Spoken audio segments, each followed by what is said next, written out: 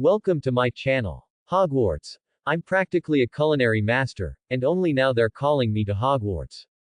Chapter 81. As for the Handmaiden Night Order's potion, Luke Graves immediately frowned. He had naturally heard Snape mention the dangers of this potion more than once. But since it was provided by the system, the only way to transform into a member of the Handmaiden Night Order was through the potion. However, it was still uncertain whether the Handmaiden Night Order, personally assembled by Shyvana, could withstand the power of this potion. Luke could not, under any circumstances, treat the lives of the Handmaiden Night Order members as a game. Like Shyvana and himself, they were all people who had once lived on the streets. It was precisely because of this that they were like family. He would never allow anyone to suffer inexplicable danger from him. Shyvana, however, saw through Luke's thoughts, as she had been with him the longest. At this moment, she could more or less guess some of Luke's ideas. Young master, if you need us to do anything, we will complete it with unwavering resolve. Even if we cannot, we will burn our last drop of blood. Luke shook his head. I'm telling you again, Shyvana, we are family, so don't say such things. Shyvana, however, said firmly, it is precisely because we are family that we will steadfastly protect the young master with all our might. As long as the young master points the way, we will remain unwavering. Luke hesitated, took out 5 bottles of potion, and then looked at the shining seal in his system. The seal seemed to emit a certain glow. Luke's eyes showed some hesitation, but in the end, he said to Shyvana. Next, I have something I need your help with. Luke explained about the vanishing cabinet. One side was in the room of requirement at Hogwarts, and the other was among the collections at Borgin and Burke's. What Shyvana needed to do was to find a way to bring these 2 cabinets back. After he repaired and modified them, perhaps a passage could be established between them and Graves Manor. At that time, the Handmaiden Night Order members might be able to take the potion within the magic-covered area of Hogwarts. This way, the situation would be better. At least if things became unmanageable, he would have someone to ask for help. Having thought it through, Luke assigned the task to Shyvana. Immediately, Shyvana transformed into an owl and disappeared, while he himself lay back on his bed and reopened the system panel. Host: Luke Graves. Cooking skill. Cooking level: SS. Magic level: E+. Spell level: C. Transfiguration level: D. Potion level: A+. Cooking bonus. Alchemy level: D. Blacksmith bonus. Defense level: E. Cooking bonus. White magic level: A. Fire God paves the way. Dark arts level: C. Cooking bonus. Current long-term uncompleted tasks. Task 1. Path to Godhood. 5 jobs a day. Cooking God is so easy. Progress 99.3, 100 reward. A set of legendary cooking utensils. Task 2. Overnight War God. Continuously set up a stall at Hogwarts to sell late-night snacks for 1 academic year, can obtain 100% replication of one of the Deathly Hallows abilities repeatable. Task 3. Followed by many. Handmaiden Night Order current members activated, 1/200th reward. Magic bonus 1x, 5 servings of Night Order potion. Task 4. Dragon Guard. Help Shyvana enhance the faint ancient ice fire dragon bloodline within her. Reward: dual animagus forms, current completion status 1/2. Task 5. Black and White. Complete all learning of Stone Golem mobilization and successfully create a matching puppet army. Reward: Dark Lord's 3-piece set. Task 6. Flame Prince. Trick Dumbledore into trying sweet dark cuisine 3 times. Reward: Fiendfire, Ancient Lazian Fire, Fire God paves the way 3 Fire Fusion, obtain Divine Fire Shield automatic defense version. Special item: Magic Modified Fire Point Map. Luke re-examined the system panel and found that after a series of events, the tasks had not decreased but increased, but the benefits brought were indeed considerable. Once the semester ended, he would gain the power of one of the Deathly Hallows. The enhancement of Dragon Guard was also half complete. With the first experience, Shyvana might soon be able to transform into a true ice fire dragon form. At that time, he would simultaneously possess 2 animagus forms. Luke was extremely excited about this and also curious if the system's rewarded transformation had any limitations. If there were no limitations, Luke felt that the animagus form might bring about a major breakthrough. If he could transform into something special, everything would become even more interesting. For example, the Tao of heaven and earth manifestation from the east. If he could transform into a giant, sky-obscuring fire phoenix, that would also be good. Luke felt excited just thinking about this and thought that Shyvana's matter could continue to be pushed forward. As for the potion for the handmaiden Night Order members to transform into Night Order members, Luke was unsure. Perhaps only after Shyvana brought back the vanishing cabinet and completely repaired it could he begin to enhance his magic. Currently, his magic was more than enough for first-year studies. But when facing the studies arranged by Dumbledore, Professor McGonagall, and others, it was truly not enough. Magic enhancement was imminent. And Task 6, Flame Prince, was the simplest of all tasks, with generous rewards. Just by tricking Dumbledore into trying sweet dark cuisine 3 times, he could gain unimaginable benefits. However, this kind of thing couldn't be too deliberate, it would surely arouse Dumbledore's suspicion or even dislike. So Luke needed to let Dumbledore inadvertently taste it each time he cooked, or offer his small token of appreciation when arranging challenges. If he did these things, he would soon possess the divine fire shield with 3 fires merged into one. At that time, when he encountered Lord Voldemort again, he would definitely give the other party a surprise. As for Quirrell, although he hadn't appeared at school for these 3 days, Luke could almost foresee his miserable state after being targeted by a group of magical creatures. It was estimated that even Lord Voldemort would not be able to heal such complex injuries all at once. After all, if Lord Voldemort's power was extremely strong, he wouldn't have been attached to Quirrell's body. And after being attached and suffering such a blow, he was probably cursing in his heart right now. He and Lord Voldemort had formed a grudge. Looking at the almost off-the-charts negative emotion value in his backend, Luke nodded. Soon, he would be able to learn most of Stone Golem mobilization. At that time, with the Dark Lord's 3-piece set and dark arts like Fiendfire, he wanted to stack his dark arts status to a realm unprecedented and unmatched. Presumably, if he were to face Lord Voldemort one-on-one, using these moves, Lord Voldemort would be smiling all over his face, completely broken. The more Luke thought about it, the more relieved he felt. Under these circumstances, Luke, who hadn't rested properly for a long time, fell into a dream. However, he had barely fallen asleep when a sneaky figure suddenly squeezed into the dormitory. It looked extremely short, like a large cat had burrowed in, with pointed ears, but only a few strands of hair on its head. It came near Luke's bed, then jumped onto the bed, falling into Luke's undetectable extension charm space. The other party was clearly a bit confused. Looking at Luke, who was sleeping on his 10-square-meter giant bed in the distance, it quietly crept up and snapped its fingers. Subsequently, Luke was put into a black sack by the other party. There was some guilt in the other party's eyes, but it quickly turned firm. It muttered to itself, "Dobby is right, Luke is an uncertain existence." Luke, deep in slumber, was thus easily slipped into a sack, unaware that a sleeping charm had even been cast on him.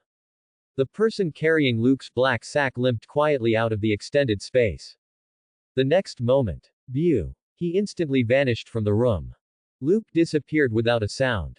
The young wizards sleeping nearby neither knew when Luke had arrived nor when he had been put in a sack and abducted. Meanwhile, Shyvana, returning from the room of requirement, flapped her wings, a small gray pouch slung over her shoulder. Evidently, this was a storage artifact Luke had prepared for her, created using the extension charm. Shyvana's eyes were filled with surprise. "Young master, I found that old cabinet you mentioned.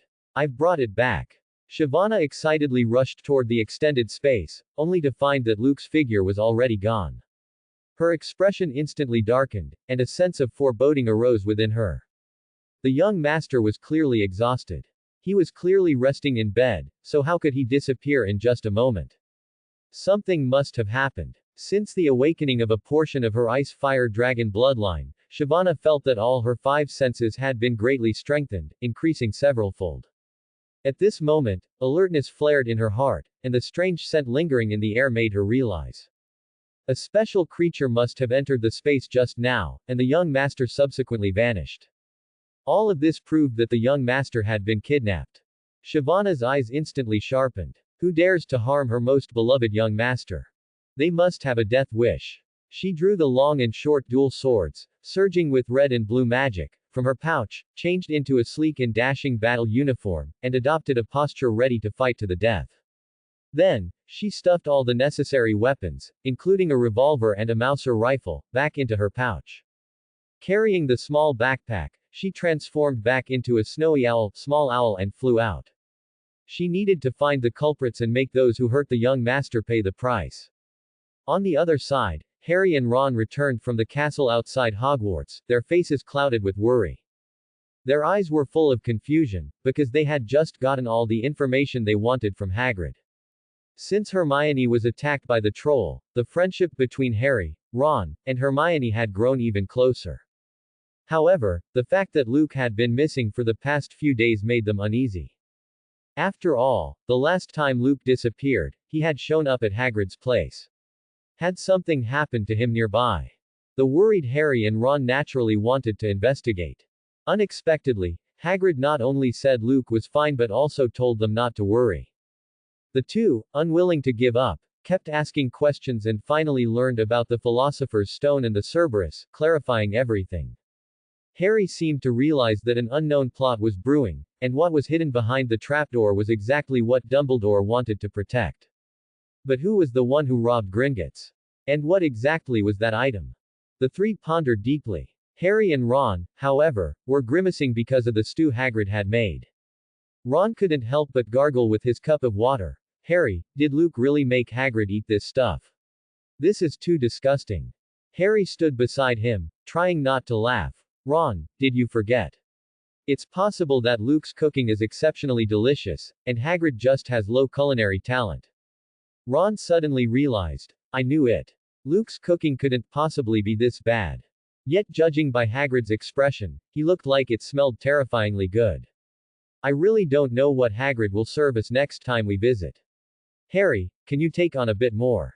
Harry shrugged, indicating he was powerless. After all, anyone who took a bite of Hagrid's food would feel a slight desire to give up on life.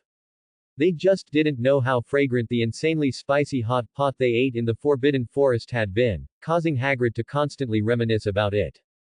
Ron continued to ask, so where do you think Luke is, since he's not hurt? Harry couldn't figure it out either, but connecting it to the fact that Snape hadn't taught potion class for several days, meaning Gryffindor had unexpectedly skipped one, made him sense something unusual. He looked up at Ron. I think Luke's disappearance must be related to Professor Snape. Ron frowned, glanced around nervously, and asked quietly. Are you saying Professor Snape and Luke disappeared together? Harry nodded. The two crept stealthily toward the interior of the castle. After all, it was close to curfew, and if they were caught by Madame Norris and Filch, they wouldn't dare face Professor McGonagall again. Then, they saw Luke's snowy owl flying past at an extremely high speed. Ron couldn't help but shout, that's Shyvana. What is she doing? Shyvana, having been shouted at, halted her flight path, which was rare for her. Harry and Ron rushed up to her. You're going to look for Luke, right? Shyvana asked coldly. Have you seen the young master? That shout made Harry and Ron both take a step back in unison. Ron's hand trembled slightly as he pointed at Shyvana. You can talk. Shyvana's voice sounded again. The young master was just resting, but he was attacked by some unknown creature. I am going to save him now. If you want to follow, keep up, otherwise, go back and rest early. Hearing Shyvana's words, Harry and Ron exchanged glances. Are you kidding? They had just been told Luke was fine, and now Luke's owl was speaking. The most outrageous thing was that Shyvana claimed Luke had been kidnapped. What kind of ridiculous start was this? The two rubbed their eyes and patted their heads, confirming they hadn't been poisoned while eating stew at Hagrid's place earlier. Only then did they look at the ice-cold Shyvana and nod. We'll go with you. Shyvana's gaze was murderous. I'm going to find the young master now. I can smell his scent. He must be inside the castle. However, the closer I get to that place, the fainter the smell becomes. Do you know anywhere that can block scents? Harry and Ron immediately exchanged confused looks. A place that blocks scents. Harry was utterly bewildered. Ron's eyes instantly lit up. I know a place where the scent definitely wouldn't spread, but Luke might not necessarily be there. Harry looked at Ron, slightly stunned. Where are you talking about? Ron blurted out. The kitchens. Hearing Ron's words, Harry was somewhat skeptical. However, Shyvana, who was beside them, was extremely sharp and sped off toward the other side. Seeing this, Harry and Ron couldn't help but follow her. Regardless, with something as major as Luke's disappearance, they, as his good friends, would absolutely not stand idly by. The Lions of Gryffindor might be called reckless, but they always gave their heart and soul when it came to friendship. However, where exactly was the Hogwarts kitchen? In truth, very few young wizards knew the location of the kitchen. It was said that only some older wizards, as well as the gluttonous Hufflepuff young wizards, knew. Ron had previously asked a Hufflepuff young wizard out of curiosity, but the other party refused to tell Ron, acting as if they were afraid of having a treasure stolen. But based on Ron's intuition, the kitchen must be near Hufflepuff. It might even be close to the school's Great Hall. Only then could food be accurately placed in front of every young wizard. After searching around, combined with Shyvana's keen sense of smell, the group finally arrived at a seemingly inconspicuous spot. A painting hung on that wall. But the painting only contained 2 pairs. Shyvana's eyes became focused as she flew around the area. She said coldly, "That scent completely stops here. This must be where the young master disappeared." The two looked at each other. There seemed to be something special about that painting. Strangely enough, most paintings in the whole of Hogwarts moved, but pictures depicting fruit like this were extremely rare. Ron tried touching the painting all over. Finally, when he touched the pair that seemed slightly tilted, it actually twitched slightly, as if it had been tickled. Ron even heard a giggle. Harry, standing nearby, was astonished. Ron, look there. Ron naturally noticed the uniqueness of the design. Being a child raised in a wizard family, he reached out and scratched the pair again. As the pair shook, a doorknob actually materialized around the painting. Harry and Ron were instantly startled. There really is a door. So this is the way to open the Hogwarts kitchen. The two pushed the door open. Shyvana flew in first. However, as the 3 entered, they were instantly stunned. They saw vast numbers of house elves working inside.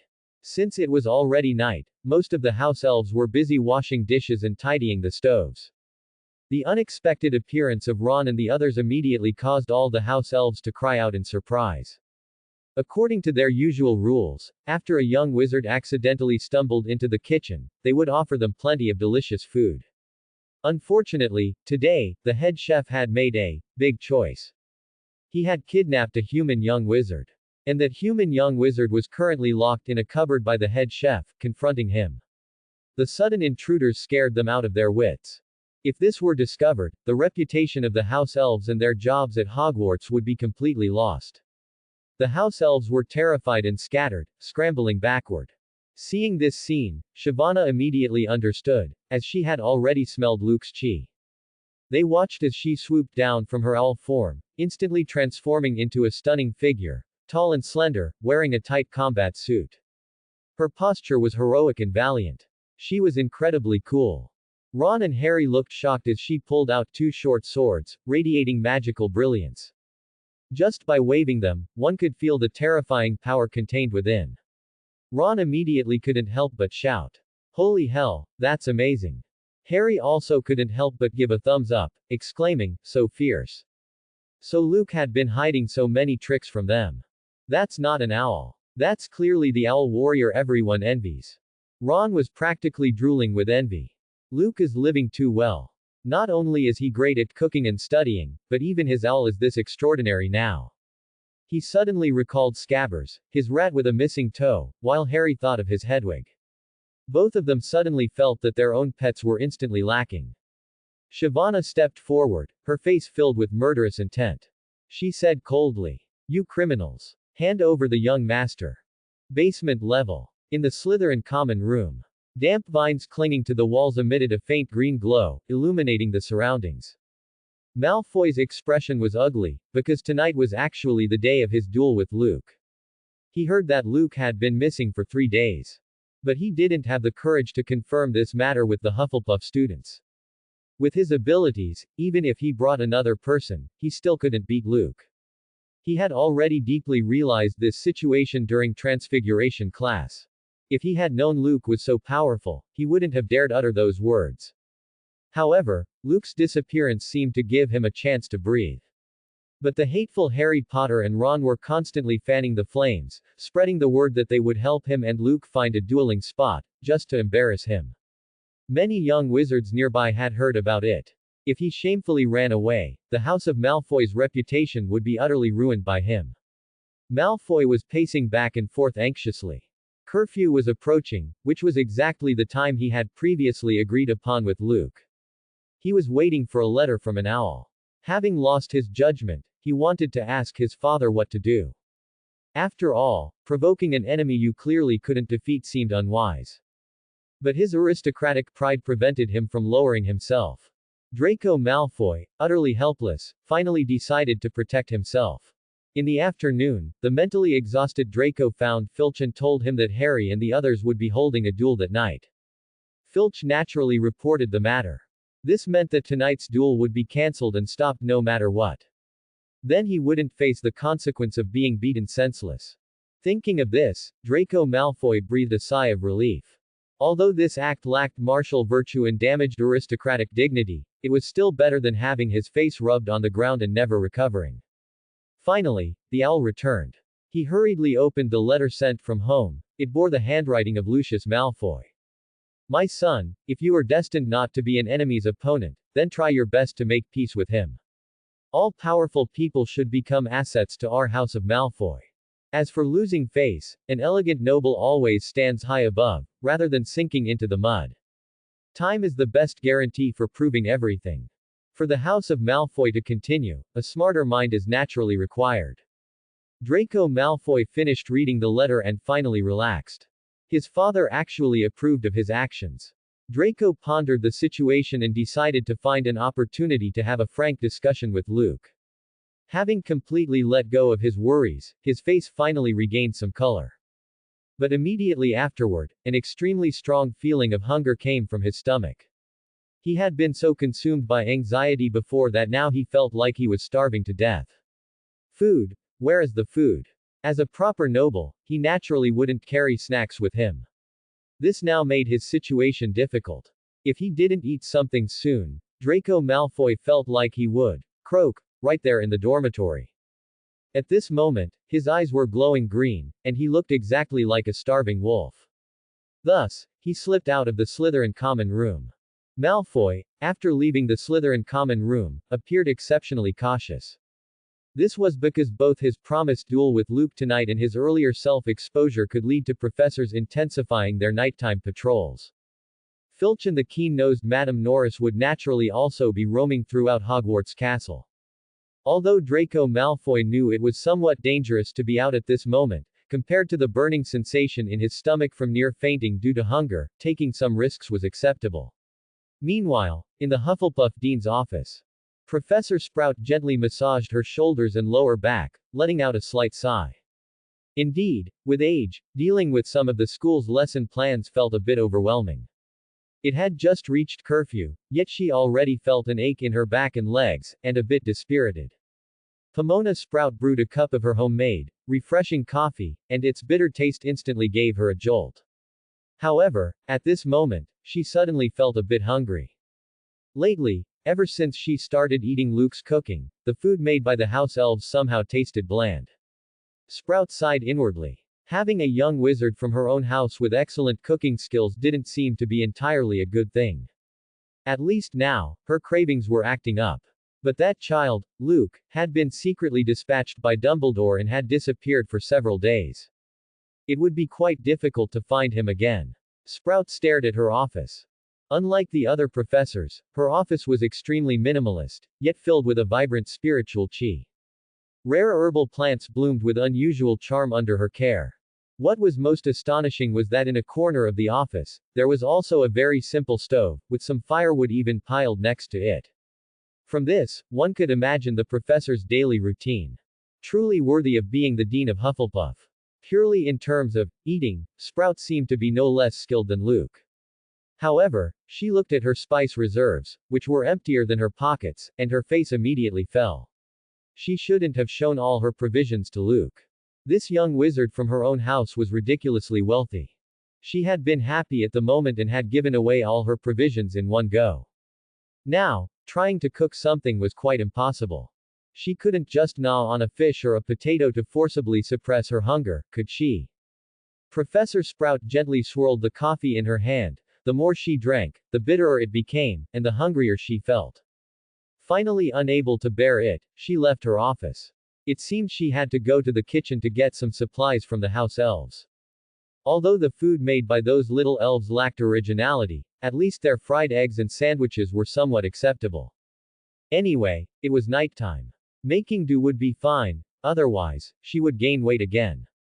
Professor Sprout became more and more convinced as she thought about it, then walked towards the kitchen. Meanwhile, Luke, hidden by Winky in the storage room, finally woke up.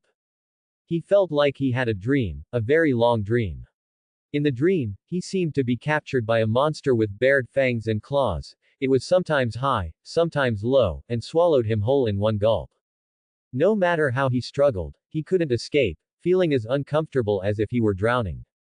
Until now, finally regaining consciousness. He saw two round creatures, with eyes the size of eggs, staring at him. It had pointed ears and only 3 or 4 hairs on its head. As for its fingers, they appeared somewhat slender. It wore a slightly worn and ill-fitting chef's uniform. Those round eyes stared intently at Luke. Seeing this situation, Luke couldn't help but shrink back in surprise. What the hell? Where did he end up after that sleep? Even if Luke's nerves were extremely thick, he knew he was definitely not resting on a 10-square-meter bed in an extended space right now. Where is this? Luke felt his throat dry and asked the house elf in front of him with difficulty. The house elf in front of him seemed a little scared, but also carried a very strong stubbornness, and said, "My name is Winky. This is the cupboard in the Hogwarts kitchen." Luke was instantly bewildered. Good heavens, it directly tied him up in the kitchen cupboard. What was it trying to do? He stared at Winky's slightly strange appearance, constantly recalling relevant memories in his mind. He knew that what was in front of him was that astonishing race of house elves that serve the wizard community. However, this little fellow in front of him seemed a bit too bold. Luke looked at its bright eyes, which actually already held a hint of turbidity. Perhaps this house elf's age was not as young as he imagined. But why did it abduct him here? Generally speaking, house elves are gentle and harmless. No matter which wizard family's house elf, they would completely obey their master's wishes and must not harm their master. Although this fellow named Winky hadn't harmed him, the fact that it dared to abduct him from his extended space to here was enough to prove that it definitely had its own purpose. Luke looked up at Winky and said in a deep voice, "Tell me, what exactly do you want?" Hearing Luke's words, Winky blinked, then suddenly slammed its head against the side of the cupboard.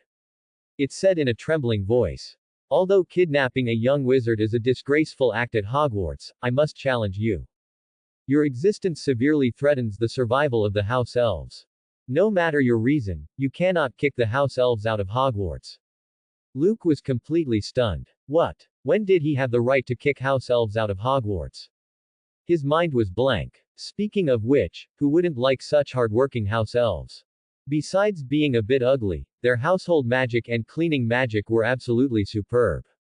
And they didn't ask for wages, passing down their legacy from generation to generation. With such good house elves, who would think of driving them away? Moreover, although he did receive some affection from Dumbledore, and significant attention from Professor McGonagall and Snape, to say he could run rampant throughout Hogwarts was absolutely baseless. After all, Hogwarts was a place supervised by the school board. It was fine to put on an act normally, but really kicking house elves out of Hogwarts? He wasn't that kind of logical genius. Luke tried to control his emotions, gently looked up, and gazed at this house elf named Winky. It was evident that its status seemed to be not low. After all, most house elves were barely clothed. Even wearing a pillowcase could be considered a good life. Of course, it wasn't that wizards were completely unwilling to give them clothes. However, once a wizard gave clothes or other items, it meant abandonment and granting freedom, thereby lifting the magic restrictions. Therefore, this house elf in front of him seemed to have a very special identity and status. Luke asked, Tell me, what exactly is going on? Speaking of Winky, why did that name sound so familiar? His mind raced, he seemed to remember that there was also a house elf with that name at Barty Crouch's home. But why would it appear at Hogwarts? And judging by its attire, it seemed completely different from that other house elf. Although in Luke's opinion, all house elves looked pretty much the same, he still couldn't help but ask. Winky looked directly at Luke, then took off its chef's hat and slammed it against the side of the cupboard. It said with an extremely serious expression, "By the elven god. On behalf of all the house elves in the Hogwarts kitchen, I formally challenge you, Luke Graves. We wish to hold here a divine culinary duel. To determine both supremacy and whether we stay or leave." After saying this, Shanshan seemed to have broken through its own bottom line, panting heavily. Luke realized. Hogwarts definitely had corresponding magic protection, ensuring that the house elves could not do anything out of line toward the young wizards. In other words, the house elves served the entirety of Hogwarts, and these students were similar to the children in a wizard family, so naturally, they could not be harmed. Since the other party was risking self-harm to propose the so-called divine culinary duel to him, there was naturally a reason. Shanshan's eyes stared directly at Luke. The next moment, it raised its finger and drew an inexplicable rune in the air. A pale blue light flashed, and magic seemed to establish some special connection between the two of them. Shanshan breathed a sigh of relief, then looked at Luke. I once witnessed your magical and terrifying culinary skills in Headmaster Dumbledore's office. That taste tormented me, it is unforgettable. I admit that I cannot reach that level of fragrance, but for the sake of the entire house elf race, I must still challenge you. Although it might seem unfair, all 378 house elves of Hogwarts are now officially challenging you. The divine culinary duel. If we win, it will prove that the house elf collective is not useless, and that we are still useful to the entirety of Hogwarts. If we lose, the house elves are yours to command. After all, tying you up and bringing you here was already an act against common decency, and I will ask Dumbledore for punishment afterward. Seeing how earnest the other party was, Luke realized that perhaps because his food was used to harvest emotional value, the house elves thought that the food they made was disliked by people. This was what caused their collective panic. Luke estimated that he was right on the mark, and this incredible maneuver by the opponent left him speechless. This really was a group of, asking for the moon, house elves. If they won, they proved their usefulness to Hogwarts. If they lost, they submitted to Luke's command. Wasn't this clearly just handing him a victory? Luke smiled slightly internally, suddenly feeling a bit more favorable toward Shanshan. However, he had just clearly heard the number of house elves, a quantity he had not expected. The reserve quantity of house elves at Hogwarts was actually this exaggerated. Over 300 magic creatures. If he could harvest emotional value from them, wouldn't he strike it rich? Luke's eyes shone terrifyingly bright. After all, having learned Dumbledore's fire god paves the way, he was truly penniless, without a single thread of magic emotional value from food harvesting left on him. This feeling of being, in neutral, caused him an unprecedented sense of discomfort. He had originally planned to wake up and happily harvest a wave of emotional value. Now, things were great. Not only was he sleepy, but the house elves had actually brought him a pillow. And they had moved him directly to the kitchen. Ever since he harvested emotions from other magic creatures in the Forbidden Forest. Luke realized that compared to those elementary young wizards, the accumulation of magic by any magic creature was evident. Likewise, the magic emotional value generated by the latter was far higher than that of ordinary young wizards. Only from young wizards like Harry and Ron, who possessed the protagonist aura, could Luke obtain a significant amount of magic emotion. Now he was being told. Hogwarts had over 300 house elves. He knew that house elves actually lived much longer than humans, so wouldn't they be terrifying sources of magic emotion? Thinking of this, Luke smiled. Are you sure you want to compete with me? Shanshan's eyes revealed determination, betting the dignity of a chef, betting the glory of the Hogwarts house elves. We must win this divine duel. There is only one voice that controls the cuisine of Hogwarts. Let's duel. Luke nodded. In the matter of cuisine, it was naturally necessary to determine superiority. Whether it was to harvest magic emotional value or to affirm his own culinary skill level, this competition seemed worthwhile. However, he felt somewhat reluctant to crush the confidence of these house elves. After all, he was an existence certified by the system as a quasi-god of cookery. Was it really okay to bully house elves? But looking at Shanshan's serious and slightly confident gaze, Luke suddenly hesitated. Cooking, besides talent, perhaps also required the test of time and the refinement of skill. He looked awkwardly at Shanshan before him and asked. Shanshan, how old are you this year? Being asked this by Luke, Shanshan, who was wearing a chef's uniform, instantly looked awkward and confused, then counted on its fingers, only raising 2 fingers after a long while. Luke felt stifled. 2 years old. The house elf Shanshan immediately shook its head.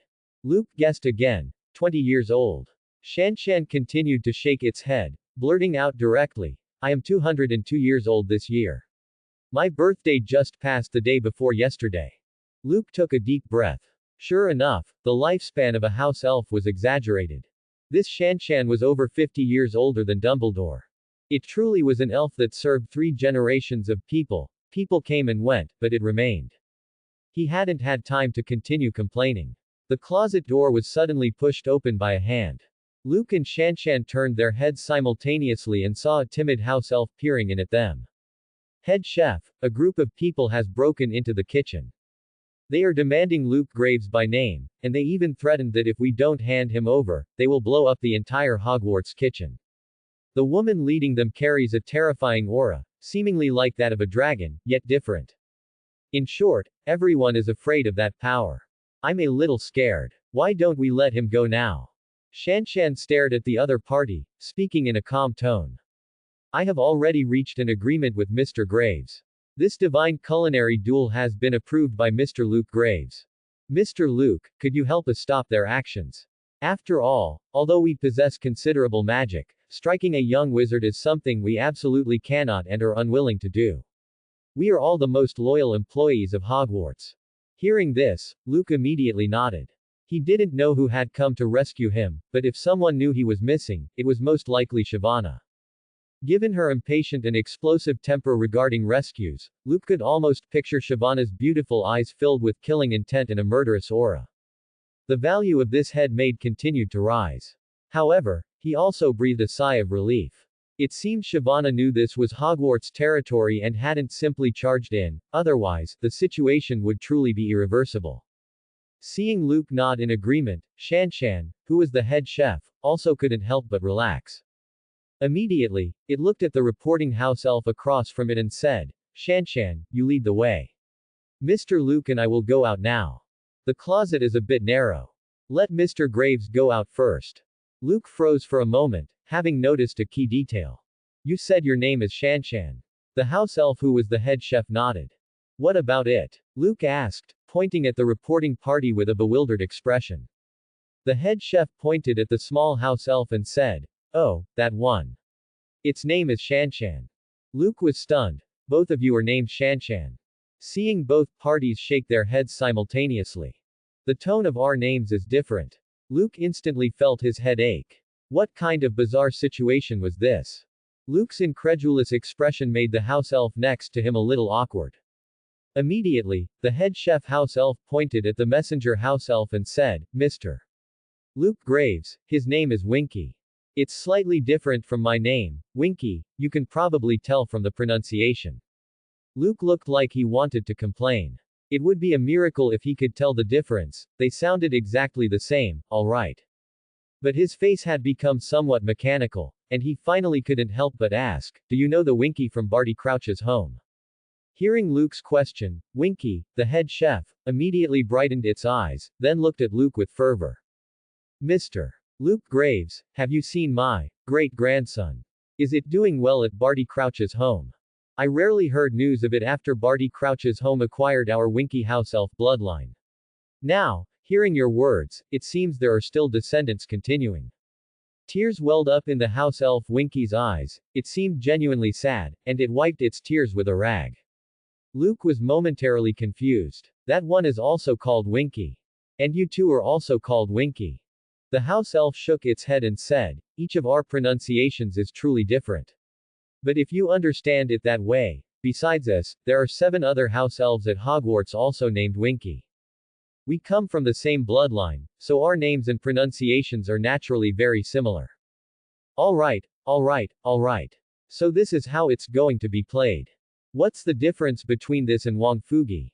He now had a strange sense of deja vu, that the name, Winky, was like, Brother Bear 1, Brother Bear 2.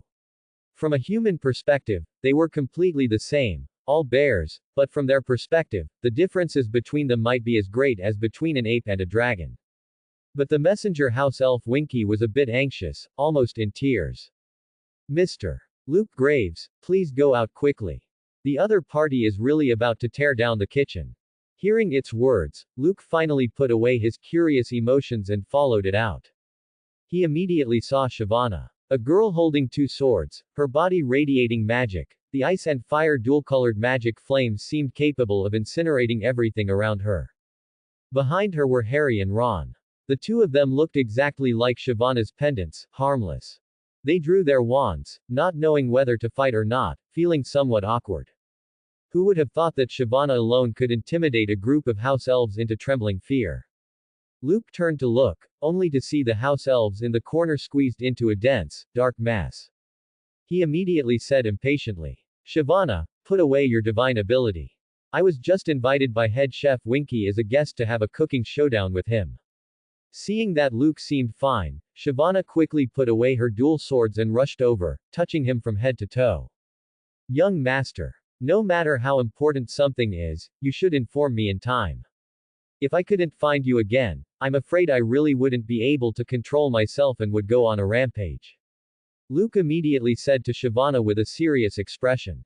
You must remember, this is Hogwarts, a place for teaching and nurturing. Fighting and killing are absolutely forbidden. If you have any problems, you can find me. If you can't find me, you can even go to the professors. After all, given my relationship with them, they will more or less pay attention to me. Shyvana felt a little wronged, but listening to Luke's words, she could only nod and say, Young master, I know I was wrong. Shyvana reined in her magic, instantly transforming from a furious, long-haired battle girl into a harmless snowy owl. Harry and Ron on the side stared with wide eyes. No, Luke, you have too many trump cards around you. What else do we not know? Ron, uninhibited, directly voiced his thoughts.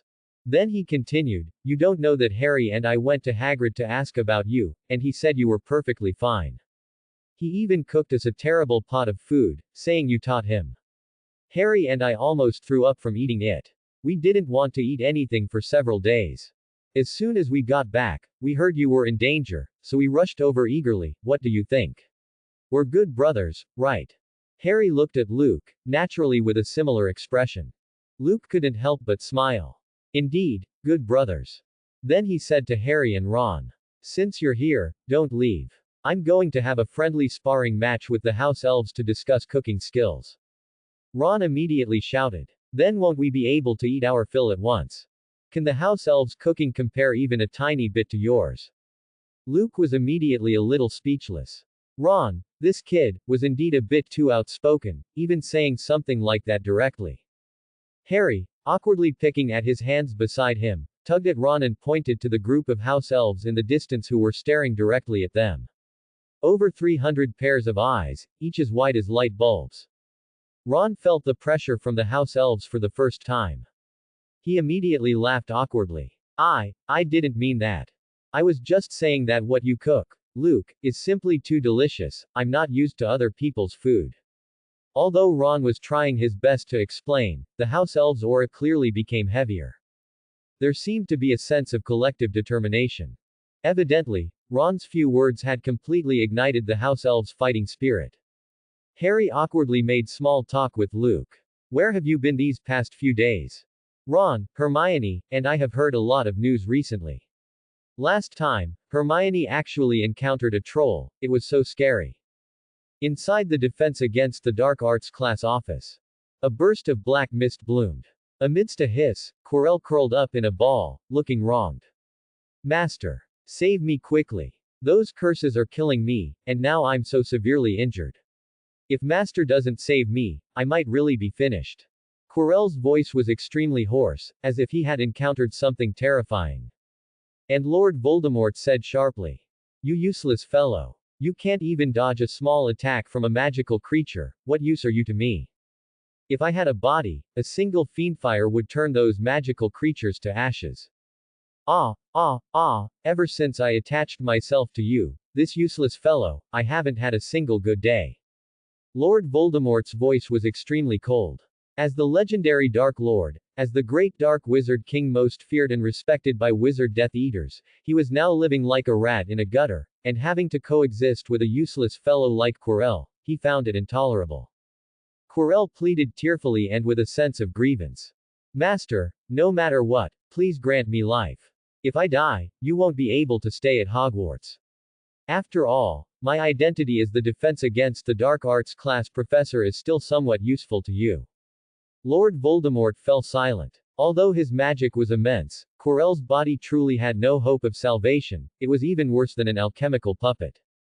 If Dumbledore's eyes weren't watching so closely, there would be no need to keep Quirrell at all.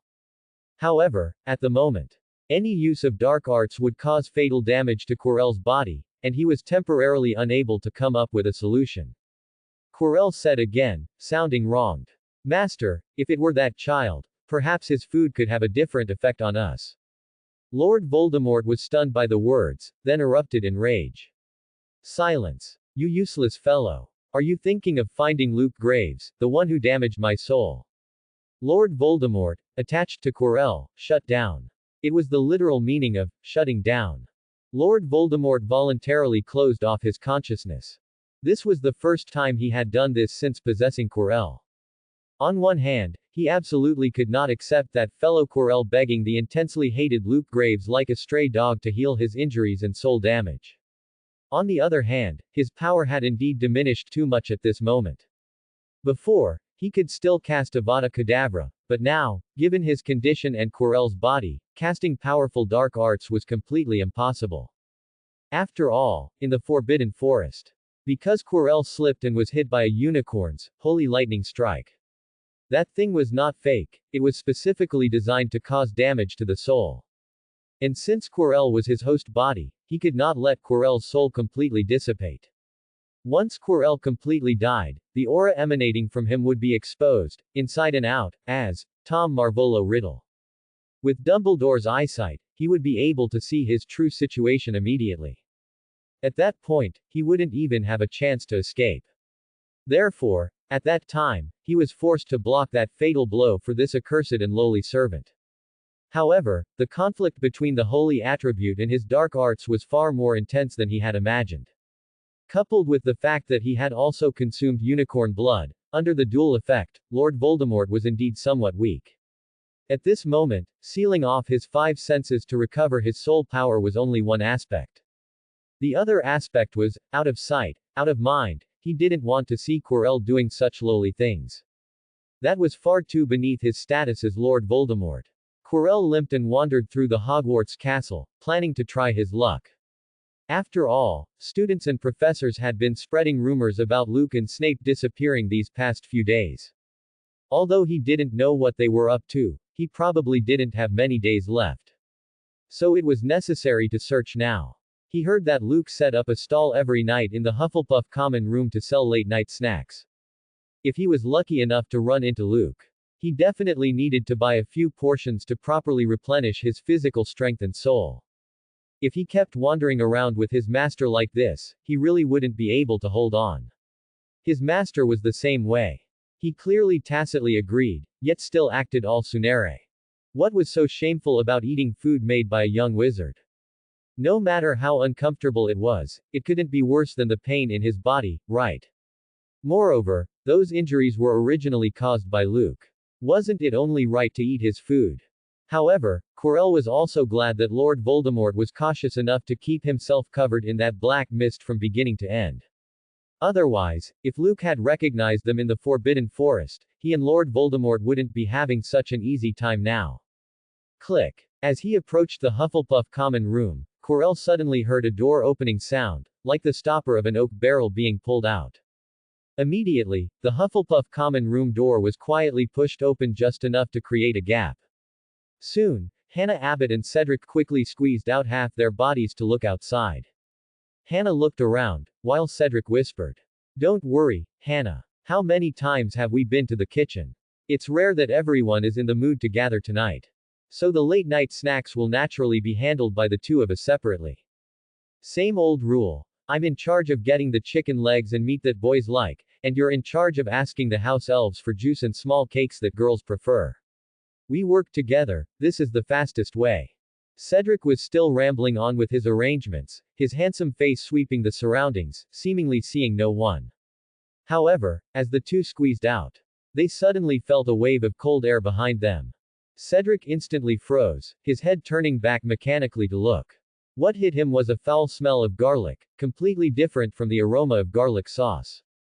This garlic smell was pungent and rotten. Cedric was rigid. Hannah Abbott heard Cedric fall silent and felt annoyed that his arrangements were too meticulous. Although this handsome prefect was one of the best in Hufflepuff in terms of looks and knowledge, his rigorous attitude when speaking was truly hard to stomach. Hannah Abbott grew up at the Leaky Cauldron and had seen all kinds of bar patrons. But there were a few types of people who never went to bars, and Cedric perfectly fit her stereotype of them. Yet at this moment, Cedric was completely motionless, as if he had been hit by a full-body bind curse. Hannah accidentally crashed right into Cedric. Hannah Abbott immediately blushed, looking angrily at the prefect. "Why did you suddenly stop instead of walking faster?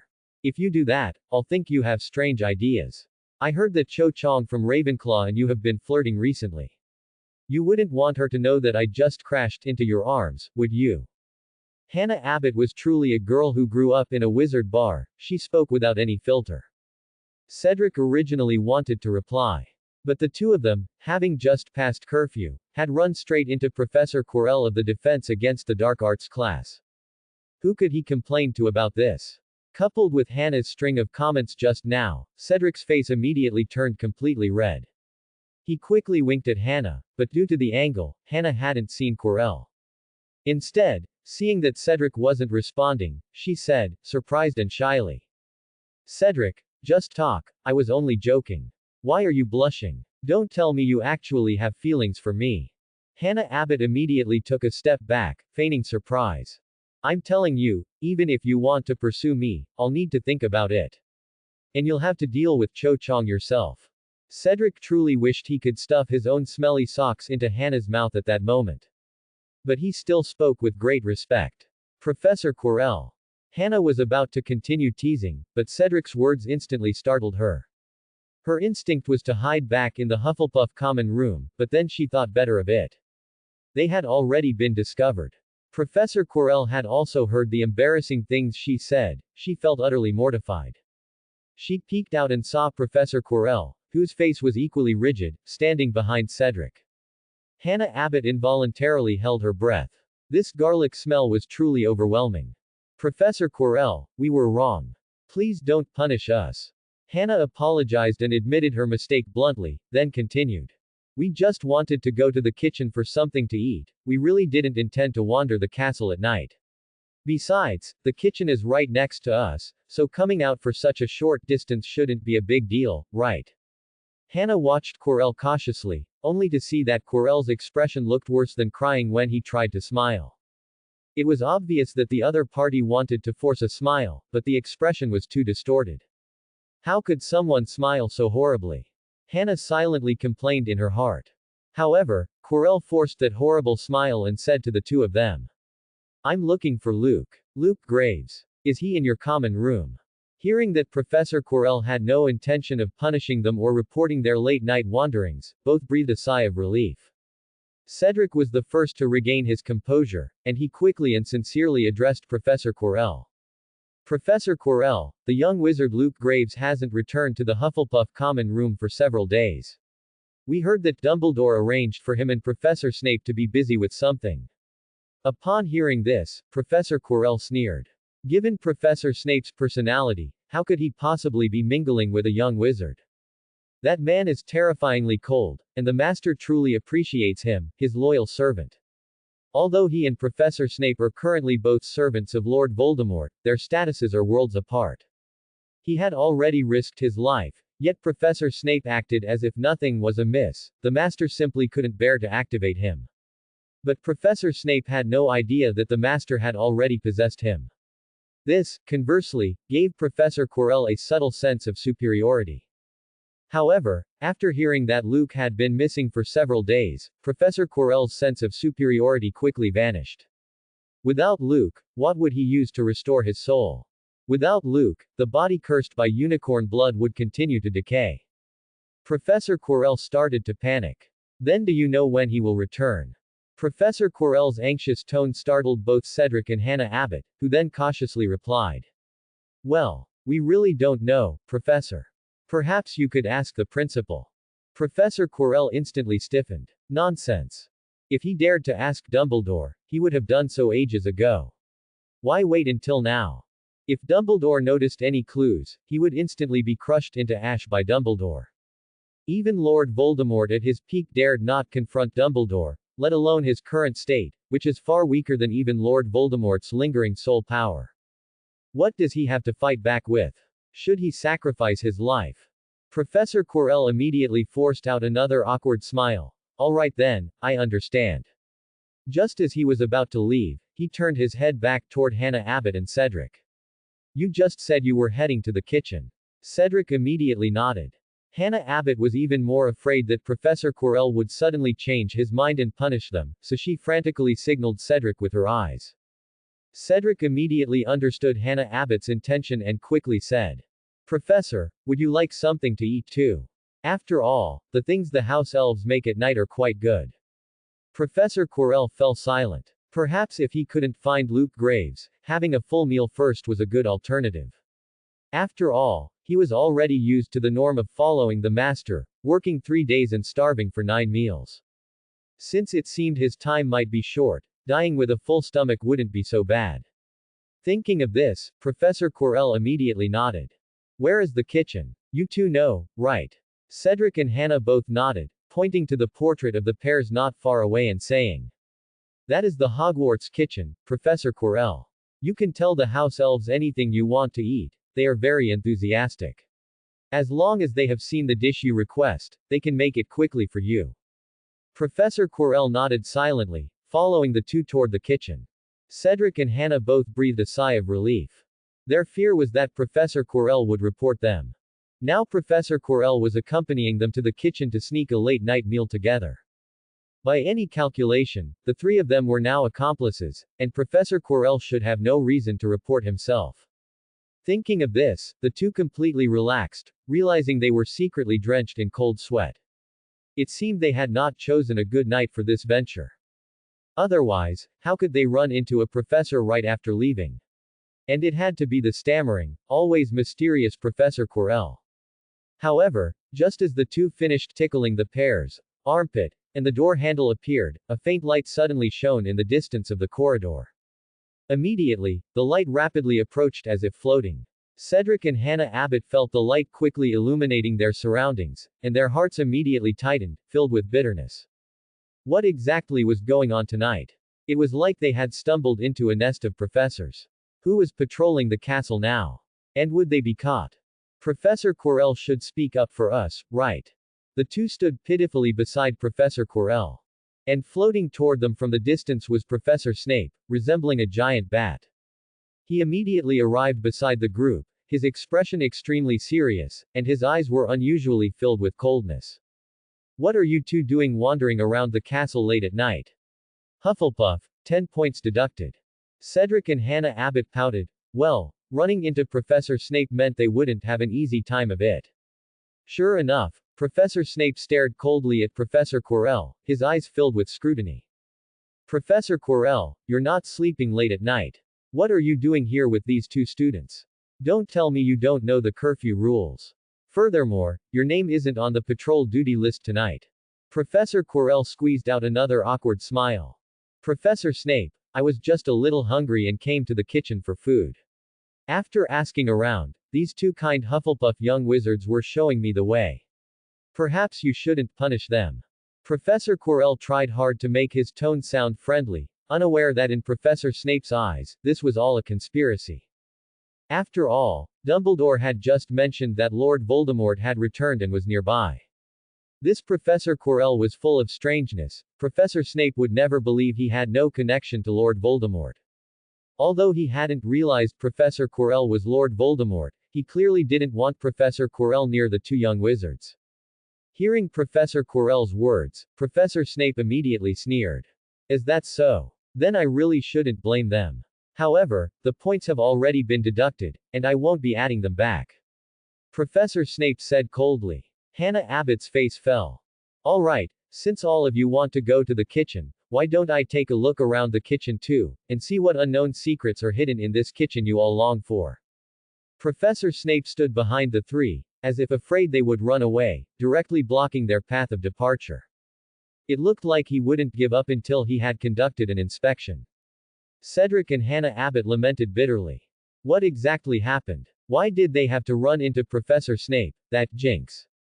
Just then, Pomona Sprout rushed over from the distance, her eyes full of surprise. Professor Snape. Professor Quirrell. What are you doing here?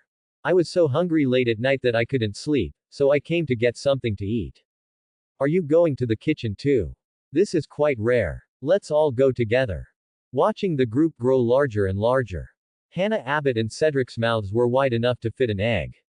What was going on? The two of them were just getting some food for everyone, so how did the group suddenly get so big? And it even included 3 professors, how could they explain that? It seemed their late-night snack was not going to happen tonight. For the happiness of their other companions, he and Hannah had given their all. Cedric thought to himself. He hoped this incident wouldn't affect his grades. After all, he was Hufflepuff's most outstanding young wizard. Of course, that was besides Luke. Or rather, the outstanding young wizard from 3rd year and above. Cedric comforted himself this way. Luke's heroic deeds had already spread throughout the entire Hufflepuff house. This incredibly talented junior had monopolized all the glory. Even compared to Luke, the young wizards from the other 3 houses in the same year were quite inferior. What's more, Dumbledore's most concerned about the savior, Harry Potter, looked like a junior in front of Luke, so he naturally had no intention of competing with Luke. In short, the most important thing now was to find a way to get food and escape from the professors unscathed. Cedric frantically exchanged glances with Hannah Abbott. Little did they know, at the very moment they opened the kitchen door. Around the corner, Malfoy's green eyes flashed, and he crept over. Kitchen. Food. Scent. Malfoy rushed over like a flash, fearing that any patrolling professors might discover them. However, just as he reached the door and saw the kitchen door about to close, Malfoy instantly darted inside. And collided with Quirrell. Ouch! Ouch! Ouch! Quirrell was immediately knocked to the ground, the pain in his body making it almost impossible for him to stand. He limped as he struggled to get back up, his first reaction being to touch his garlic-covered bandage hat. Seeing that he hadn't exposed his master, Quirrell finally breathed a sigh of relief and stood up with difficulty. Malfoy was also knocked off balance, and when he saw that he had actually knocked over Professor Quirrell of Defense Against the Dark Arts class, he was completely stunned. He inwardly cried, "This is bad. What kind of ridiculous situation was this? Looking for food late at night, how could he run into the Professor of Defense Against the Dark Arts class?" However, before he could think further, a gloomy voice beside him suddenly rang out. "Mr. Draco Malfoy, please tell me, what are you doing rushing in here in the middle of the night? Are the school's curfew rules just for show? Don't tell me you ran here because you were hungry." Draco heard this familiar voice and instantly almost had his soul fly out. What the hell? He looked up in horror, seeing the figure he most dreaded. Professor Snape. What are you doing here? Draco's pale face was flushed with a hint of red from fright. Snape snorted coldly. "If I weren't here, how would I know that you were wandering around in the middle of the night? Filch told me earlier that you said Harry and Ron were roaming around at night, but I didn't expect you to be crying, 'Thief,' while being the thief yourself." Draco Malfoy was startled. "No, I didn't. Let me explain, Dean. I really didn't lie to you.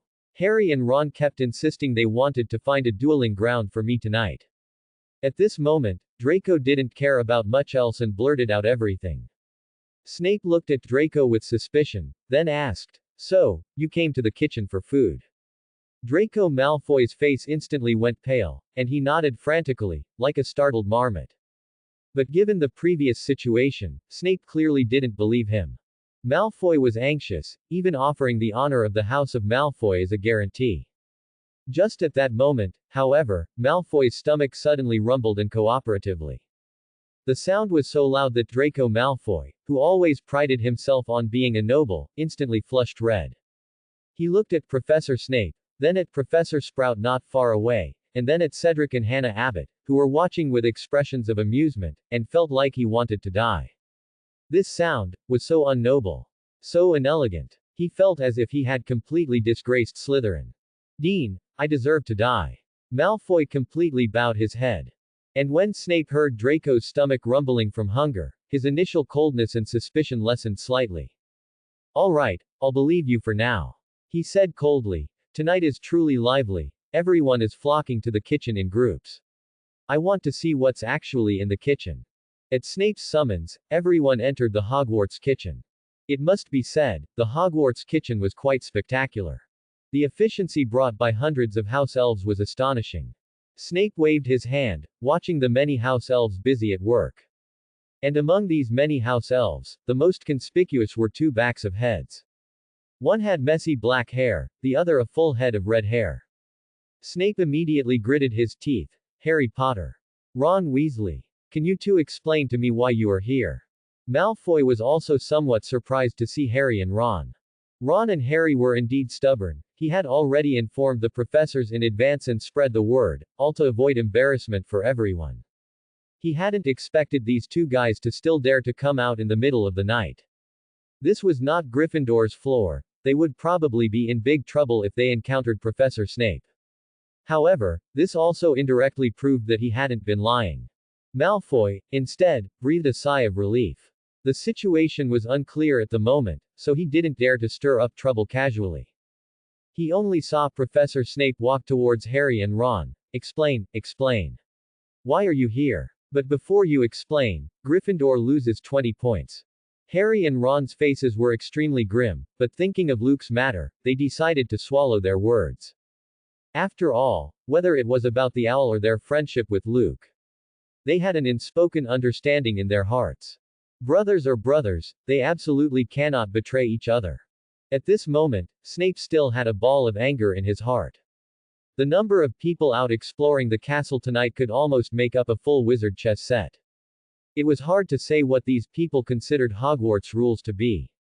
Did everyone think that just because he had spent 3 days brewing potions with Luke in his office, he, Snape, no longer cared about school discipline? Snape coldly scanned the surrounding house elves. Upon seeing so many people stream in, the house elves who were about to bring over food, seeing the famous Slytherin dean's cold face, discreetly retreated to the side, not daring to interject. However, this allowed Snape to instantly spot the extremely conspicuous figure among the house elves. His originally gloomy expression immediately changed. "Luke, what are you doing here?" Their eyes met. Luke was somewhat shy. Luke was quite surprised that so many people had broken into the kitchen at night. However, the current situation was truly hard to describe, and the best course of action now was to appease Professor Snape. After all, everyone else didn't seem to be trouble. It was Professor Snape who was famously strict.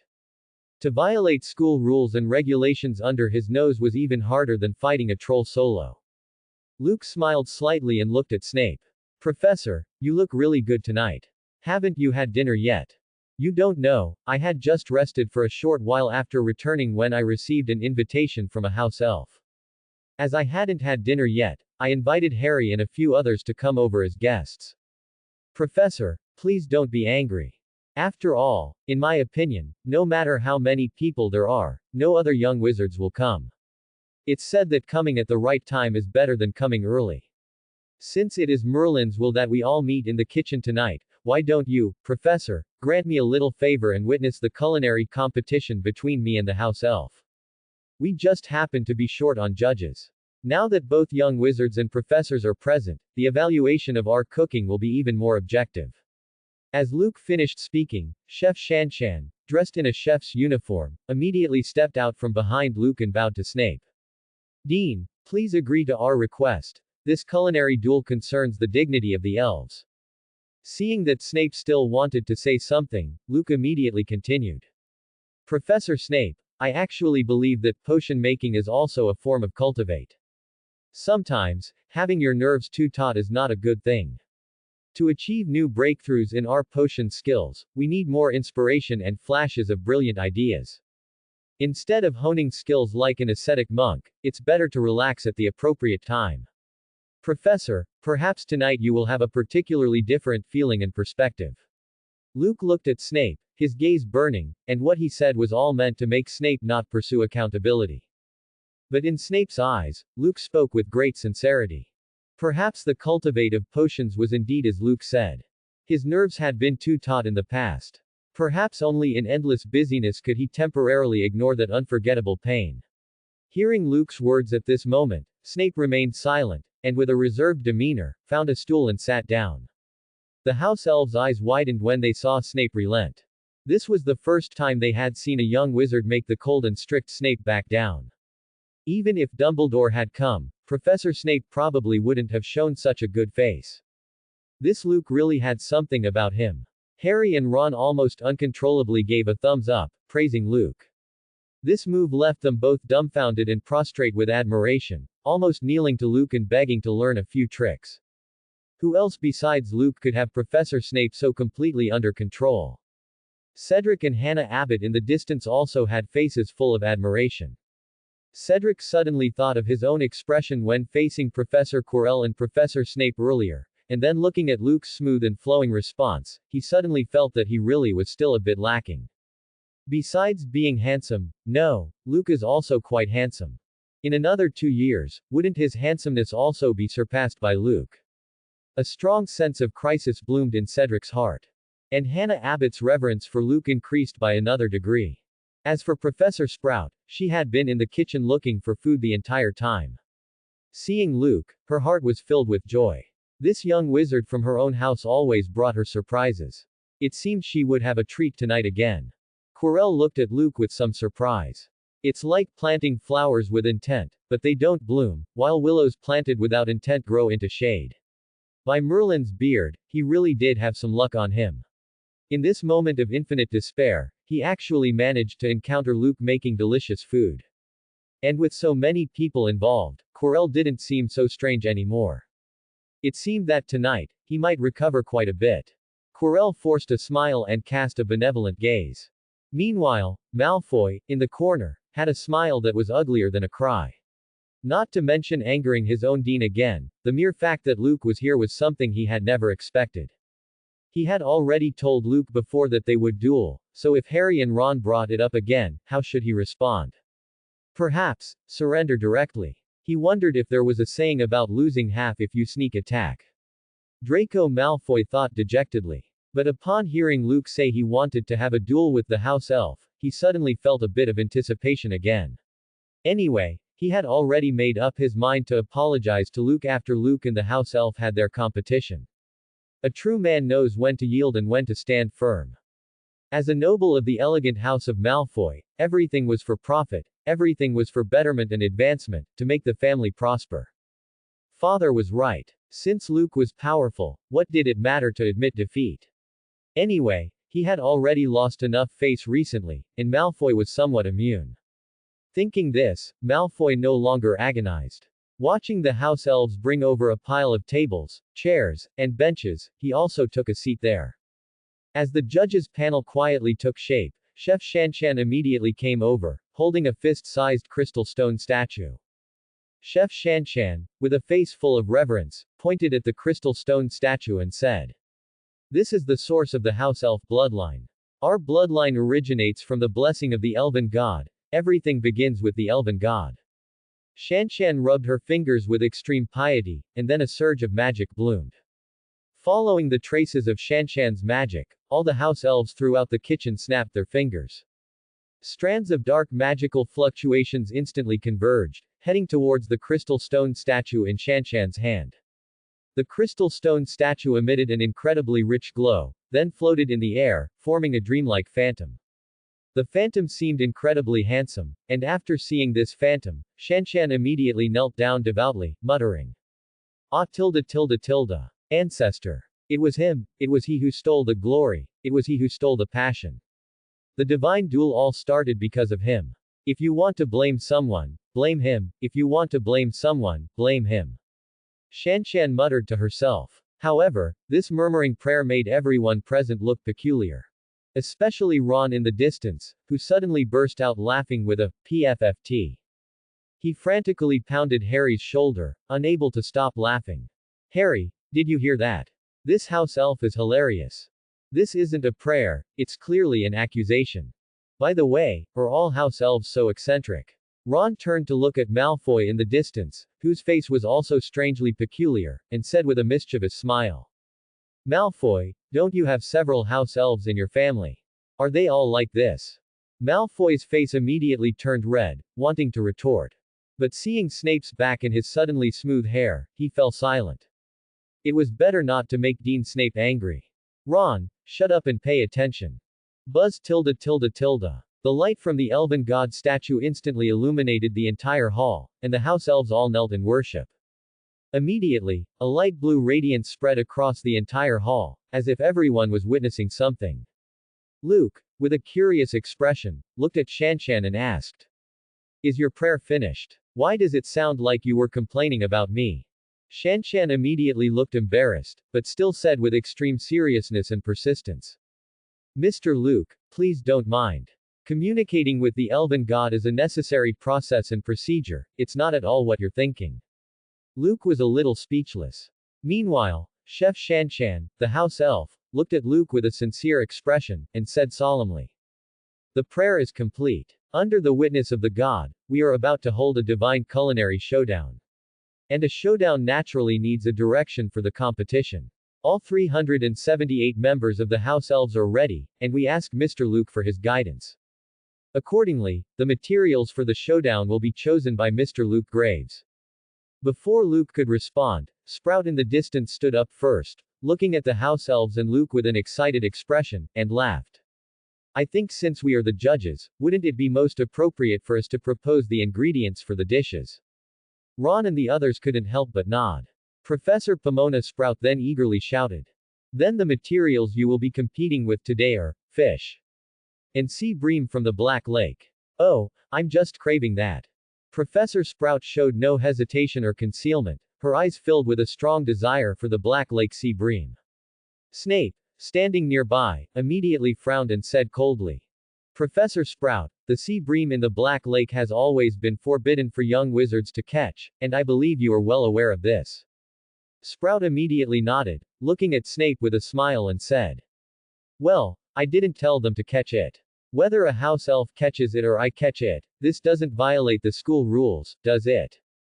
Snape was speechless when he saw that Sprout could perfectly circumvent the school rules. Pomona. However, since Luke was the one competing, he didn't want to say anything more. And when the house elves heard Professor Sprout's words, about 100 of them instantly disappeared with a "bew bew bew." After just over a minute, more than a dozen house elves appeared before everyone, carrying huge Black Lake sea bream weighing several hundred pounds. They carried a total of 10 of them. The fish still seemed to want to struggle, but they were bound by some peculiar magic threads and couldn't move at all. The house elves' household magic seemed to be very advanced. Luke nodded in admiration from the side, and at the same time felt a little sympathy for Dumbledore. Such huge sea bream in the Black Lake are definitely rare, and now that 10 of them have been taken by the house elves, Dumbledore will probably have a heartache if he finds out. He didn't know what old Dumbledore was busy with right now. If he found out that he was making fish without calling him, Dumbledore might truly be angry. Luke pondered slightly in his mind. Meanwhile, Chef Shanshan's eyes were filled with determination and courage. Good. Then we'll compete with sea bream. Each of us will make 3 dishes, and the many young wizards and professors will evaluate them. Of course, the house elf group also needs someone to serve as a judge. Chef Shanshan then pointed to a few older house elves and said. They will also join the judges. Mr. Luke Graves, you have no objections, right? Luke nodded. There was naturally nothing to consider about such a matter. Shanshan continued. Because everything we compete in must truly happen at Hogwarts. Based on the number of Hogwarts young wizards and staff.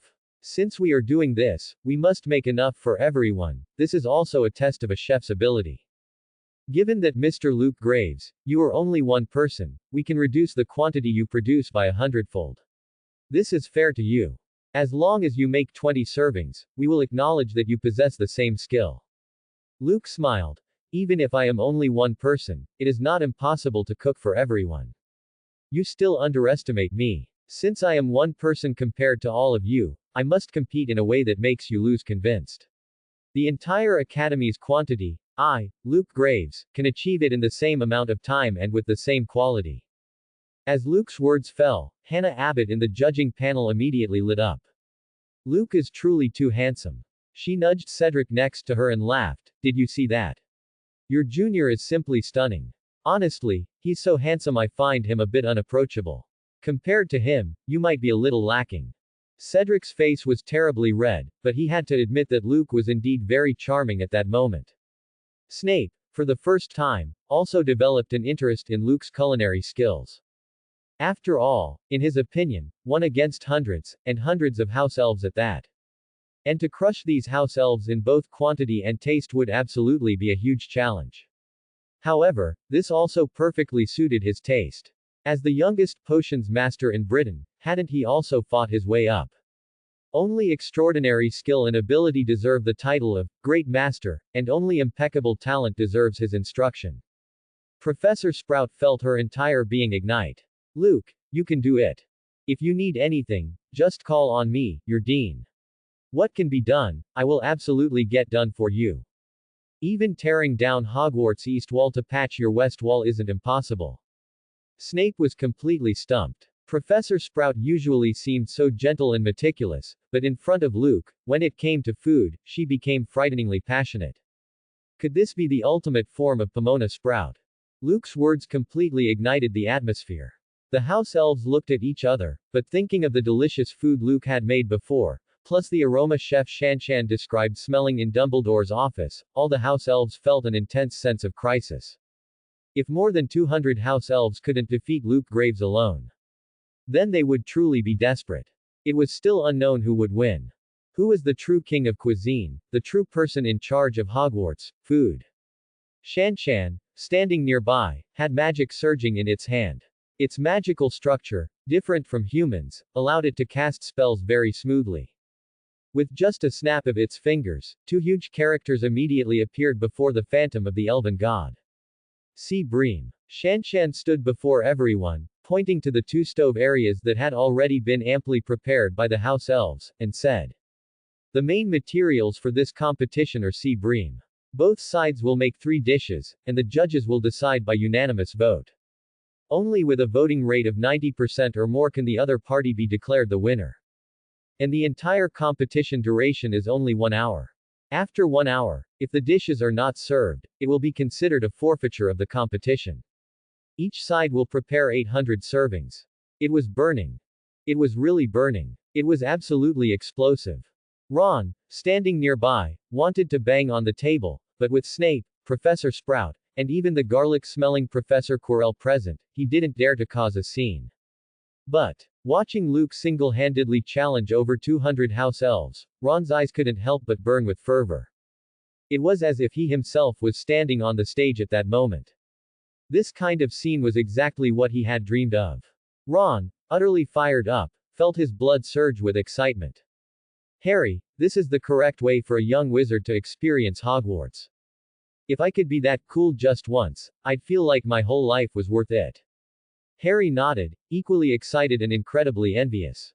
After all, in the domain of cooking, Luke was an invincible god. And seeing so many house elves challenge a godlike existence, even he felt his blood boil. Yes. Who among the young wizards could refuse such a glorious moment? Harry stared intently at the scene, wondering how Luke would handle those fish. It had to be said, the sea bream in the Black Lake were truly enormous. It was hard to imagine how these fish grew so large. A single fish weighed several hundred pounds. If they had to catch them by hand, it might not be them catching the fish, but the fish eating them.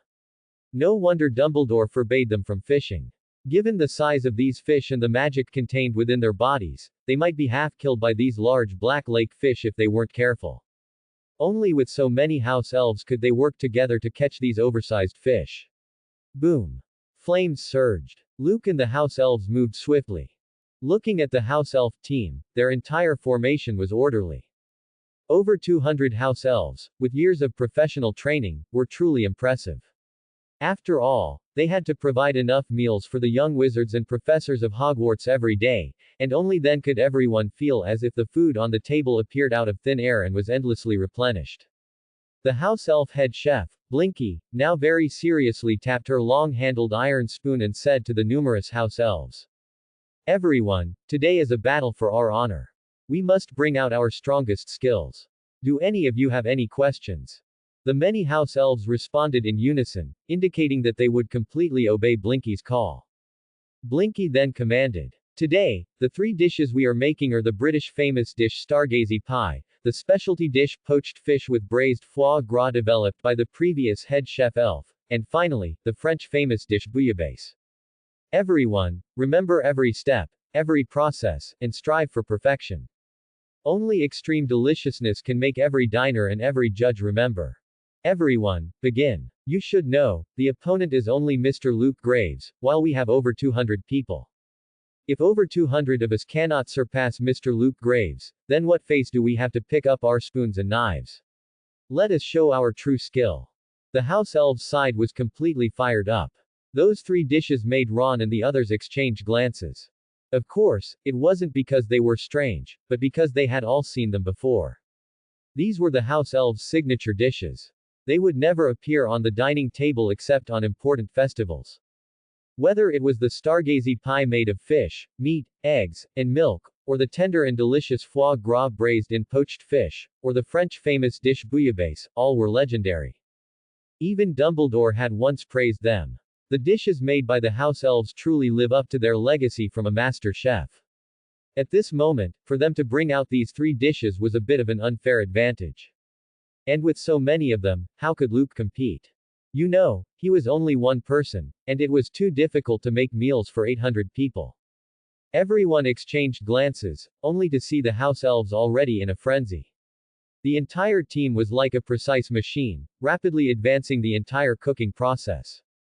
In less than 20 minutes, the first dish was already made in portions for 800 people. The aroma was pervasive, the color enticing, and every aspect was excellent. Professor Sprout even stood up directly, looking at Luke, who was observing the house elves' movements, and quickly said, "Luke, if you need help, I can assist you. You absolutely cannot lose like this. In terms of cooking, I only recognize you." Seeing Professor Sprout so anxious, Harry and Ron also couldn't help but stand up to cheer for Luke. Cedric and Hannah exchanged glances, also unable to hold back, and seeing that Professor Snape did not object, they immediately stood up and cheered loudly. However, Luke smiled at everyone. A smile full of the elegance of an old artist. He gently waved his acacia wood wand. On his soul stove, countless pots, bowls, and utensils automatically began to clean themselves. Professor Sprout was stunned by this, then said with admiration, "To be able to use household kitchen spells with such mastery and ease. Luke's foundation is evident." However, 20 minutes had already passed. Could Luke really complete 3 dishes for 800 people in a short time? Everyone was still a little worried. Luke, meanwhile, looked at the huge sea bream in the distance, a faint smile on his face. He then, contrary to common sense, walked to the judge's table, looked at Severus Snape, and said gently, "Professor Snape, although my dining knife is a specially selected silver dining knife, it is still not sharp enough. I heard you have a spell that is incredibly sharp. I wonder if you could teach me. This concerns whether my competition today can be successful."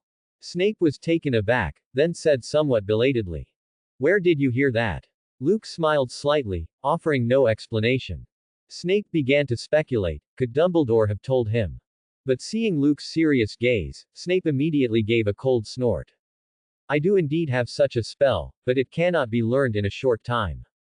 And even if you want to learn it, without corresponding mental fortitude, it is difficult to make it incredibly sharp.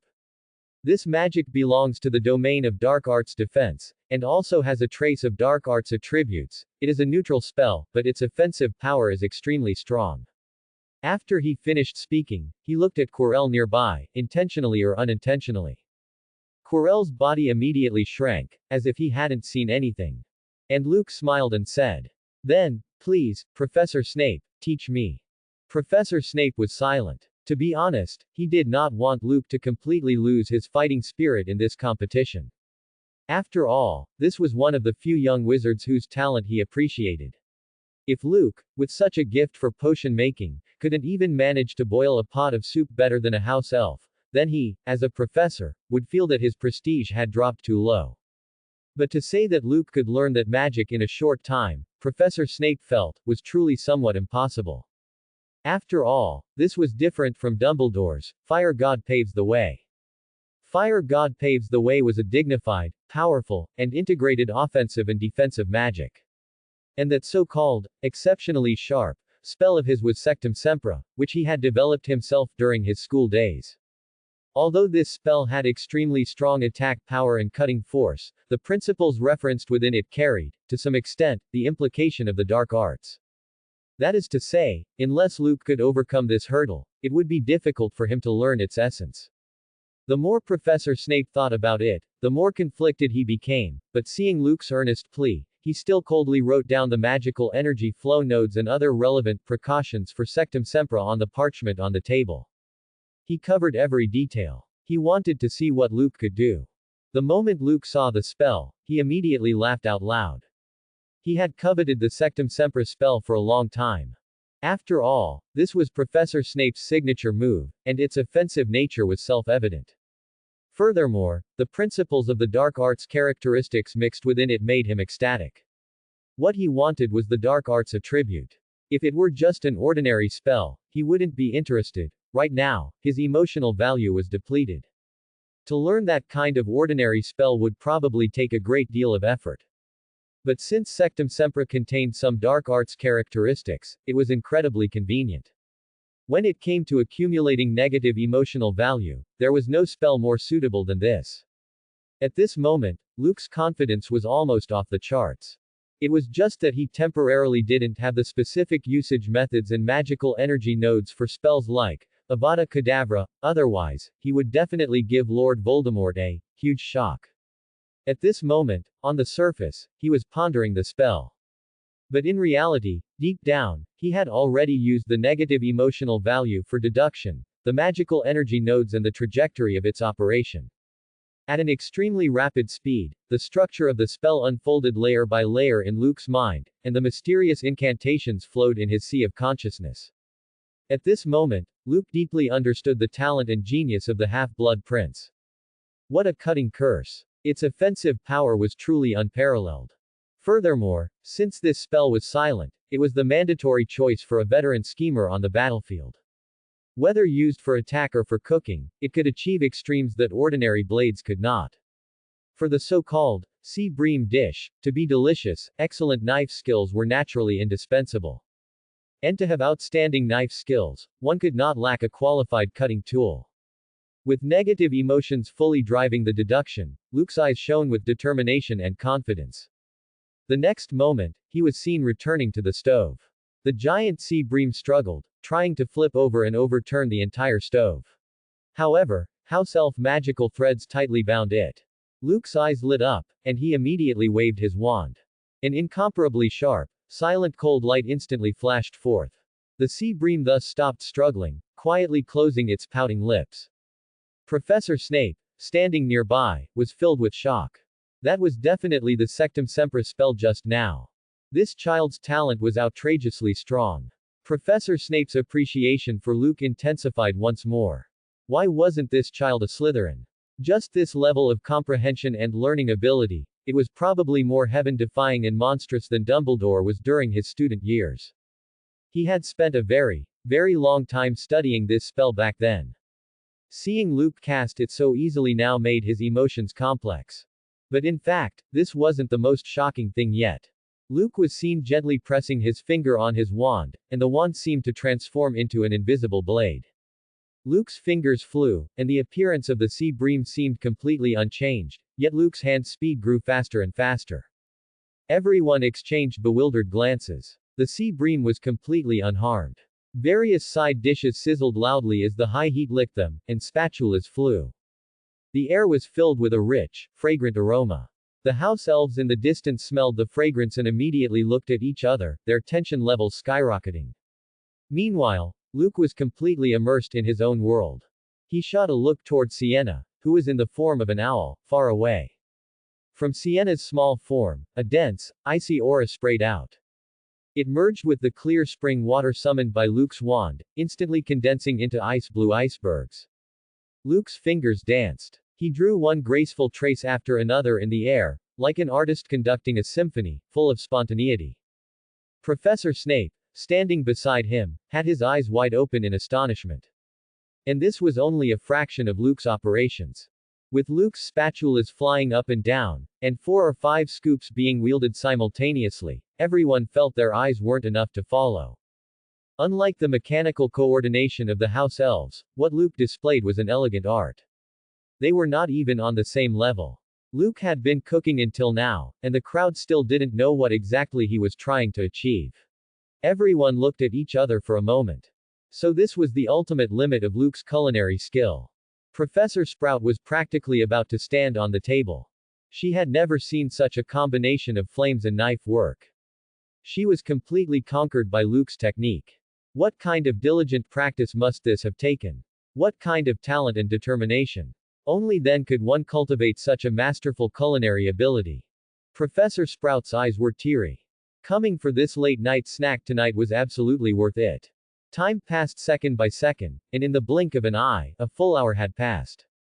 As a house elf nearby struck a triangle, all the house elves simultaneously stopped moving. The head chef, Winky, wiped the sweat from her forehead, looked at the 3 dishes, all of which had 800 portions completed, and immediately beamed. She then looked towards Luke in the distance. Luke gently put down his spatula, yet there didn't seem to be a single complete dish around him. Only then did Winky appear slightly relieved. Fortunately, Luke was only one person. Judging solely by the fragrance, all their dishes combined couldn't even compare. But since Luke hadn't finished, they still had a chance. A flicker of guilt crossed Winky's eyes. She felt that their victory would be unfair. But for the glory of the Hogwarts kitchens, and for the unshakable culinary status of the house elves, this had to be done. Winky looked towards the judges' panel and bowed slightly to the professors. Professor, and esteemed judges, our dishes are finished. Please taste them. At this moment, Professor Snape, Professor Sprout, and even Quirrell were staring intently at Luke. The few people present had different thoughts. Snape was immersed in the smooth fluidity Luke displayed when using Sectum Sempra, as well as the flash of inspiration and elegance he exhibited while blending the soup. These things seemed to bring him an inexplicable sense of inspiration, as if his potion level was about to experience a breakthrough. He frowned tightly, staring intently at Luke's every movement. Meanwhile, Professor Sprout was concerned about whether Luke had actually finished. Regardless of whether Luke won or lost, she was determined to eat this late-night meal tonight. However, from the unique and rich aroma, Professor Sprout, being an experienced foodie, could sense a joy and delight that others could hardly fathom. Quirrell was also staring intently at Luke. He didn't have the mind to pay attention to whatever dishes the house elf made. After all, even if the house elf's food was excellent, it wouldn't be used to nourish the soul.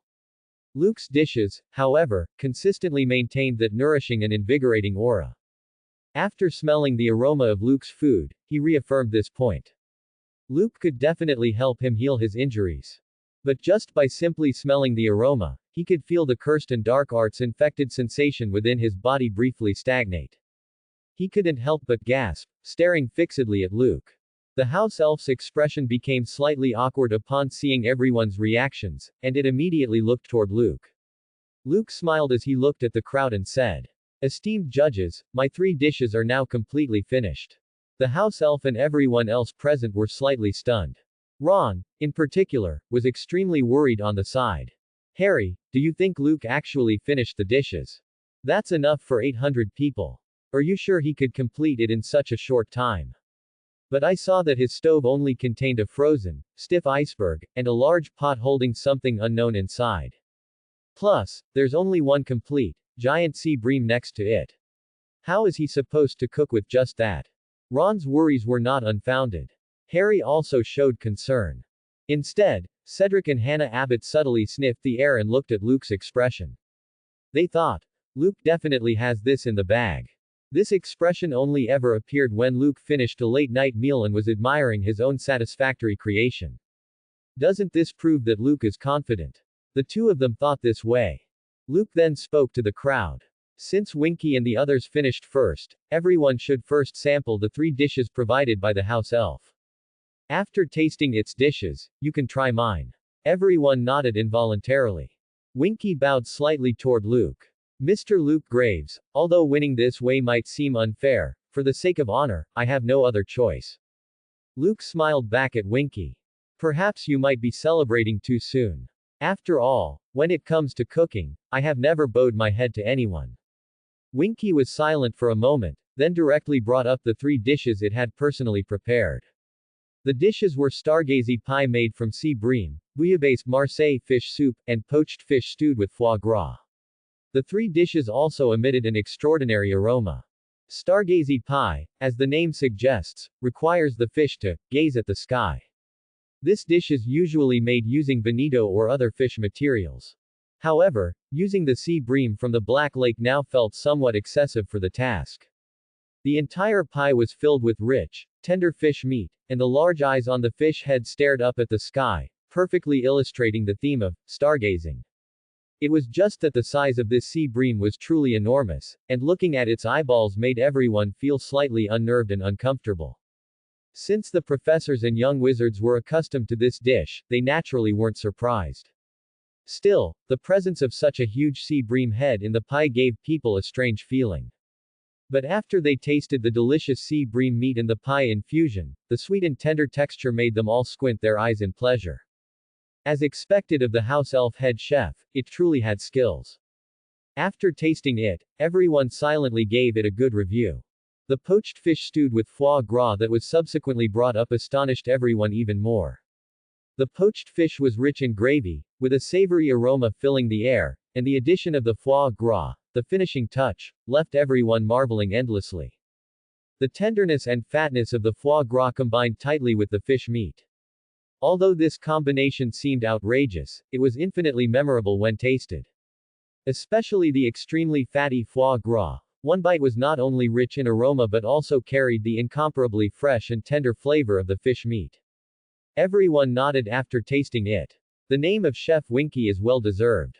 Next was the 3rd dish, bouillabaisse. This was a famous dish from France, and the soup was rich. After tasting it, the judges silently gave their scores. If the usual dishes at Hogwarts scored 60 points at most, then these 3 dishes made by Winky could definitely be rated 85 points or higher. Delicious, fresh, tender, and incredibly smooth. The flavor of the sea bream and its combination with the other ingredients was perfect to the extreme, leaving no room for criticism. If one had to find fault, it would be that some of the pairings were slightly difficult for people to accept and criticize. However, good taste was enough to crush everything else. Everyone's gaze turned toward Luke. Given Winky's culinary skill, although they felt the taste was still slightly inferior to Luke's, the completion level of these 3 dishes and their mutual compatibility made everyone feel that Luke might genuinely be in a bit of danger this time. After all, Luke had not yet fully presented his 3 dishes. Seeing everyone's eyes focused on him, Luke immediately smiled faintly. Then, it is now my turn to present the 3 dishes I have prepared for everyone. Luke's eyes lit up. 8 icebergs of the same size rose from the ground. Luke swiftly pushed one iceberg in front of the crowd. This is my first dish. Fierce Ice Fresh Sea Bream Mountain. Everyone exchanged glances for a moment. Fierce Ice Fresh Sea Bream Mountain. The name sounded impressive, but where was the dish? Everyone looked at each other. Luke couldn't possibly present a giant iceberg and expect everyone to eat it, could he? Hannah Abbott moved past the crowd from the back, approaching the front. When the crowd saw the iceberg, they sniffed lightly, seeming to detect a unique, clean fragrance. Ron, however, was different. His eyes immediately lit up as he stared at the iceberg before him. I smell meat. It's an aroma that is special to the extreme. Oh my god, I'm starving. Is this iceberg made of meat? Ron stared fixedly, looking as if he wanted to rush up and bite into the iceberg. But seeing the professors around him, he suppressed his impulse. The others exchanged glances, and Quirrell asked quietly and stammering. Luke, how do we eat this iceberg? Quirrell's eyes were clearly filled with anticipation. But the ice-blue block of ice in front of him left him helpless. The intense healing sensation emanating from the soul made his eyes widen. Snape watched Quirrell, who was clearly a little too excited. He immediately felt that this person was up to no good. He said coldly, Professor Quirrell, I didn't know you were a gourmet. You've already had dinner, so just try a couple of bites. But Quirrell's face was extremely grim. Snape really couldn't tell the difference between important and unimportant. Although Snape's position in Lord Voldemort's heart was higher than his own, he was currently carrying the Master's soul. If he was finished, everyone would be finished. Quirrell chuckled awkwardly. If it's delicious, I'll naturally try more. I've long experienced Mr. Luke Graves's cooking skills. Here, Snape and Quirrell were still probing. Over there, Ron had already pounced, his eyes fixed on the iceberg. From the knife and fork in his hand, it was clear that Ron was already a bit ravenous. Luke smiled. Naturally, I'm not asking everyone to eat this iceberg. He gently waved his wand, and a warm, pale yellow glow instantly floated into the ice block. The ice-blue iceberg lit up completely, like a figurine. Everyone gasped, seeing perfectly shaped octagonal thin slices of meat meticulously attached to the ice-blue iceberg. Because they were sliced so incredibly thin and transparent, no one had even noticed that there was anything else on the iceberg. Under Luke's ultimate lumos, every piece of fresh sea bream meat on it was perfectly displayed. Ron immediately shouted from the side, That's awesome, Luke. How did you think of this? This kind of delicacy should only exist in dreams. Ron was already impatient, even with a professor nearby, he couldn't quite control himself. He went straight for it, using his fork to pick up a piece of extremely fresh, thin slice and put it into his mouth. The extremely cool and smooth taste filled his mouth, and then the coolness quickly dissipated, as the freshness of the sea bream spread. Even without any seasoning, the taste was unforgettable. Sweet and fresh, rich in texture, and incredibly chewy. The multi-layered taste was hundreds of times better than the food made by house elves. Ron completely transformed into a glutton, eating furkful after furkful. Fortunately, the iceberg was large enough, and there were enough slices of meat, otherwise Ron would probably have been slapped away by Professor Sprout, who had rushed over. Luke then unhurriedly pulled out his personally made dipping sauces from the side, signaling everyone to start. With just one bite, everyone's expressions brightened. Even Snape couldn't help but look curiously at the fresh sea bream slices on his fork. Thin as a cicada's wing, only his created, Sectum Sempra, could make such smooth, mirror-like cuts. Using his famous magic to slice fish meat, this matter somewhat puzzled him. However, after the fish entered his mouth, the displeasure on Snape's face completely dissipated. Luke's craftsmanship was absolutely beyond reproach. Top-notch. A few house elves who were also judges immediately burst into tears after tasting Luke's fierce ice fresh sea bream mountain. Their eyes were as if they had seen a true god. What else was there to compare? The house elf ate with snot and tears, looking a bit messy. And in the distance, Chef Shanshan, the house elf, had a completely grim expression. Such an iceberg, with the fresh sea bream slices attached to it, was enough for many people to eat, and all these icebergs in front of them were the same. Shanshan finally realized that Luke and he were not on the same level at all. It thought that this time, its 3 dishes had showcased its cooking skills to the fullest, reaching the 5th layer, but in reality, Luke was in the stratosphere. As it carefully pondered the fierce ice fresh sea bream mountain, seeing the perfectly flawless octagonal cuts, its entire body took a deep breath. It felt a bit like its brain had crashed. The layman watches the excitement, the expert watches the Tao. Shanshan had been in the culinary business for over 100 years, rising from a kitchen helper to the peak of a chef, experiencing more culinary training than imagined. It considered itself to be close to the peak of cooking, but it never expected the difference to be so vast when compared to Luke. Just this knife skill alone would take it several years to learn. Although the power of magic is everywhere and applicable in all directions, such cuts and such control over the sea bream's texture are not easily achieved by ordinary magic. In other words, Sectum Sempra was merely a tool. And what was most outstanding was Luke's understanding of sea bream as an ingredient, and his innovation in deliciousness. Picking up a slice of sea bream meat, thin as a cicada's wing and translucent, Chef Shanshan's eyes instantly gleamed. Then he picked up another piece of sea bream and dipped it in Luke's secret sauce, and this time Shanshan was struck by lightning. His hand dropped powerlessly, and even the chef's hat on his head seemed slightly askew. His eyes revealed an undisguised sense of defeat. I lost. Although Shanshan wanted to defend the honor of all Hogwarts house elf cuisine, when faced with true deliciousness, it decisively and frankly admitted defeat. House elves are not afraid of losing face. At least house elves are honest. At this moment, Shanshan seemed to have aged considerably. It really hadn't expected that even uncooked sea bream could possess such intense deliciousness. Luke's cooking skills were truly terrifying. Luke saw Shanshan's appearance and immediately smiled. Food is something that brings happiness to people. Shanshan, as long as you have this goal in your heart, it's not too late. With so many young wizards and others coming to taste your food, as long as you become more diligent, more dedicated, and more mindful, anything is possible. As Luke said this, Shanshan immediately looked up, his eyes shining terrifyingly. Mr. Luke Graves, are you saying we still have the right to stay at Hogwarts? Luke immediately waved his hand helplessly. I never intended to drive you out from the beginning. Shanshan suddenly felt a bit dejected, and stammered, but Mr. Luke, your cooking skills are truly too superb. With your abilities, what use are we? As he spoke, he lowered his head, looking at his somewhat worn chef's uniform. Luke, however, smiled slightly and continued to speak to Shanshan. There are no great masters of cooking in the world, or rather, everyone is a great master of cooking. As long as you have that beauty in your heart, you can create unique delicacies. Clang tilde. The long-handled iron spoon fell to the ground. Shanshan's eyes completely lit up. Luke saw that he seemed to have been moved, and immediately smiled. If the first dish, Fierce Ice Fresh Sea Bream Mountain, represented the most essential and delicious flavor of sea bream, then the second dish, Reincarnation Spring Roll, was a crystallization infused with the flame of imagination.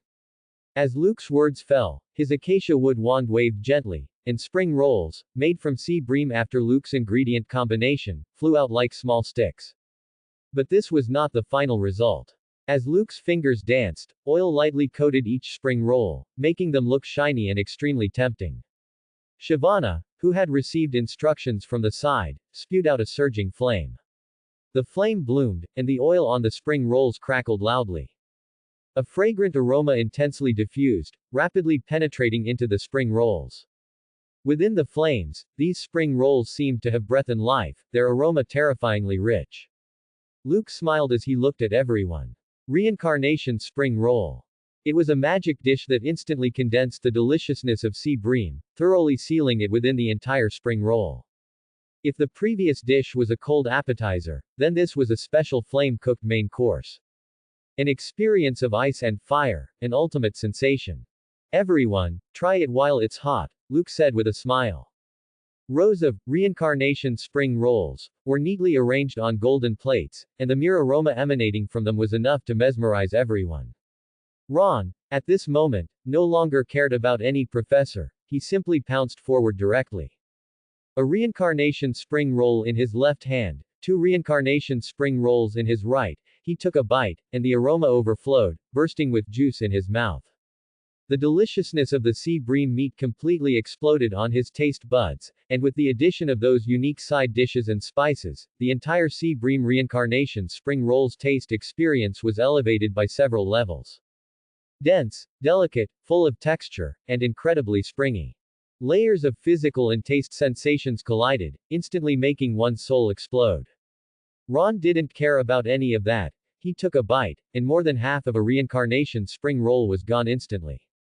Even though it was so hot it made him grimace, Ron couldn't bear to spit it out, so he could only gulp it down, chewing with gasps. While chewing, he shouted, "Ah! So hot! Hiss! So delicious!" Then he continued to stuff the remaining spring rolls into his mouth.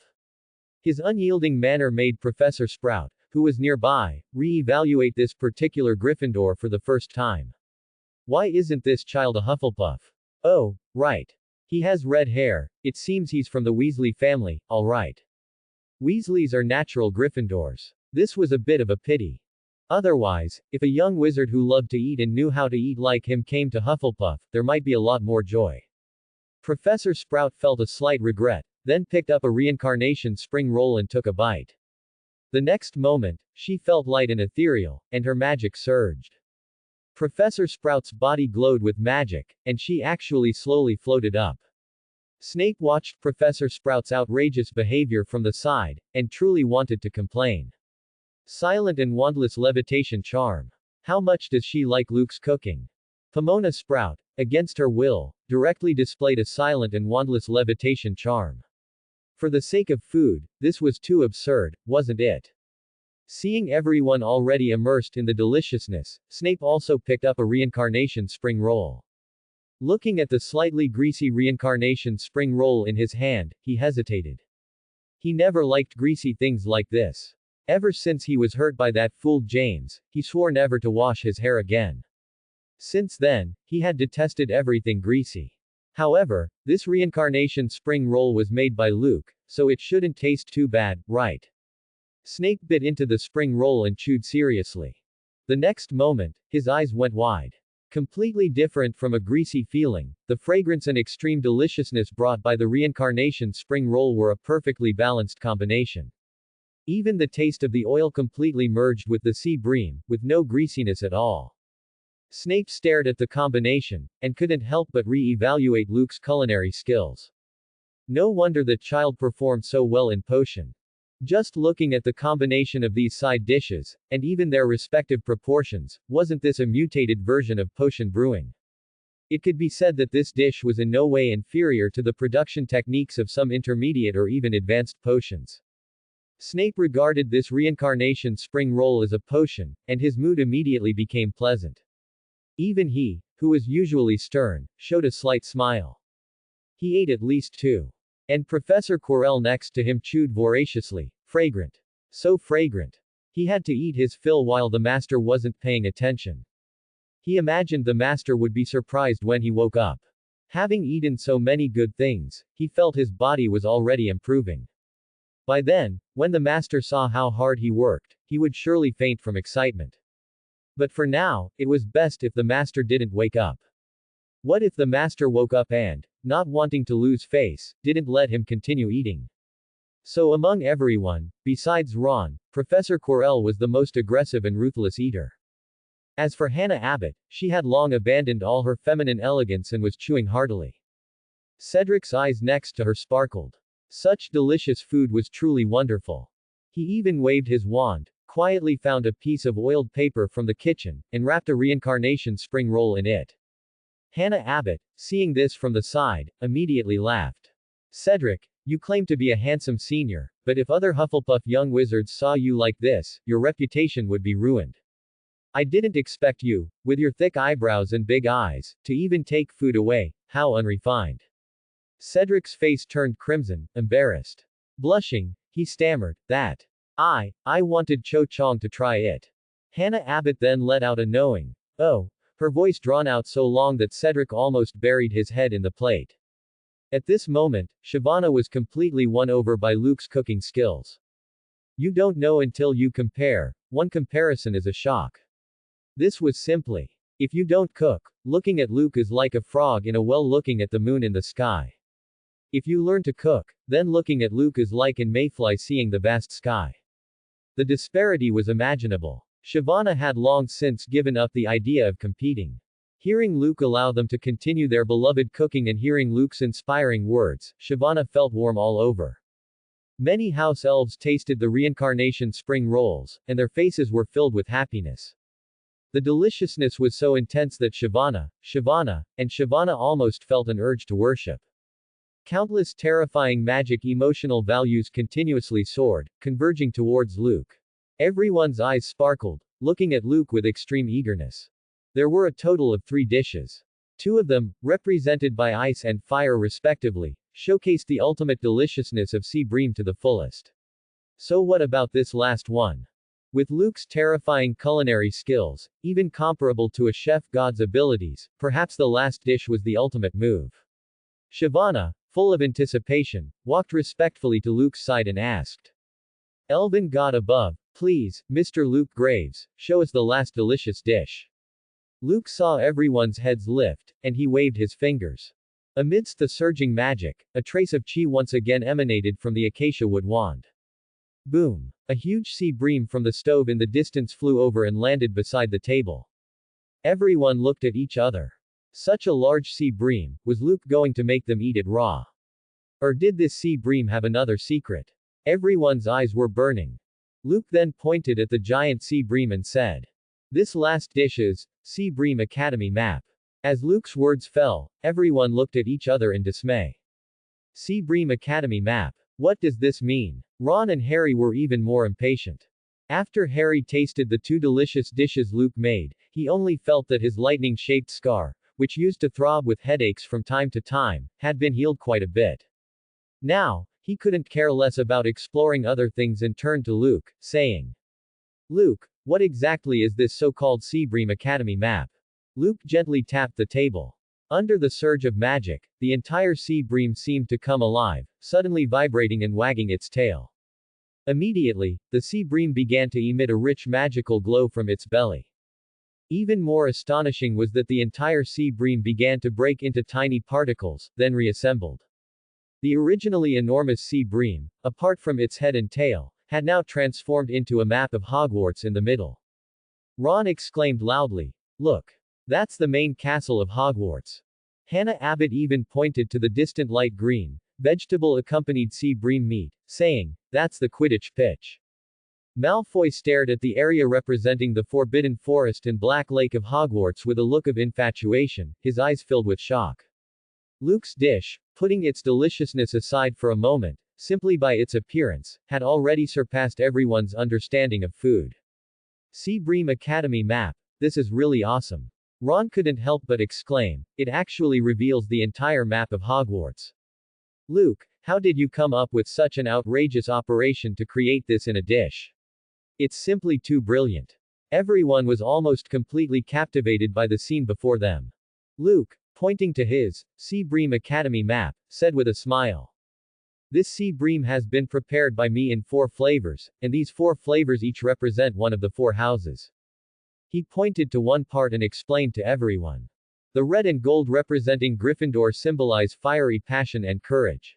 This is the hot, surging, and indomitable power. As Luke pointed, everyone noticed that the golden-red intertwined flame dish was now radiating magic. And above it, a misty light had condensed, forming a fiercely roaring lion, seemingly ready to soar into the sky. This made Harry and Ron incredibly excited. Ron even wanted to reach out and try a bite, but Professor Sprout, standing nearby, smacked his hand away. "How could you bear to touch such a beautiful dish?" Ron looked sheepish. Luke continued, pointing to the green and silver parts next to it. "This represents Slytherin, mysterious, proud, refined, and self-serving. Its taste aligns with a sense of elegance." The exquisite plating alone revealed the unique aristocratic aura within it. Under the shimmering silver-green light, a colossal snake-shaped misty glow also transformed into light. Snape and Malfoy both stiffened simultaneously. Malfoy was even more excited.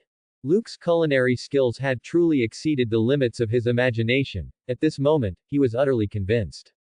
Compared to a great master like Luke, what was his meager ability worth? Even more wondrous was the blue and bronze representing Ravenclaw. "It represents agility and wisdom," Luke continued. The preparation of the sea bream perfectly adhered to the golden ratio of 0.618, a tangible manifestation of wisdom, and also representative of Ravenclaw's temperament. It must be said that Luke's execution precisely captured all the virtues of Ravenclaw. If there were any young wizards from Ravenclaw here, they would probably be screaming with excitement. This move by Luke will instantly hit the soft spot of any top student. And the final cold sea bream and vegetable platter represented fusion and inclusiveness. The dominant yellow and black colors further represented loyalty and steadfastness. The four flavors complemented each other while remaining distinct. Bronze and blue tones shimmered in harmony, along with a small badger intertwined with earthy and black colors. The rich aroma bloomed, and the four rays of light intertwined, completely radiating a unique brilliance for this dish.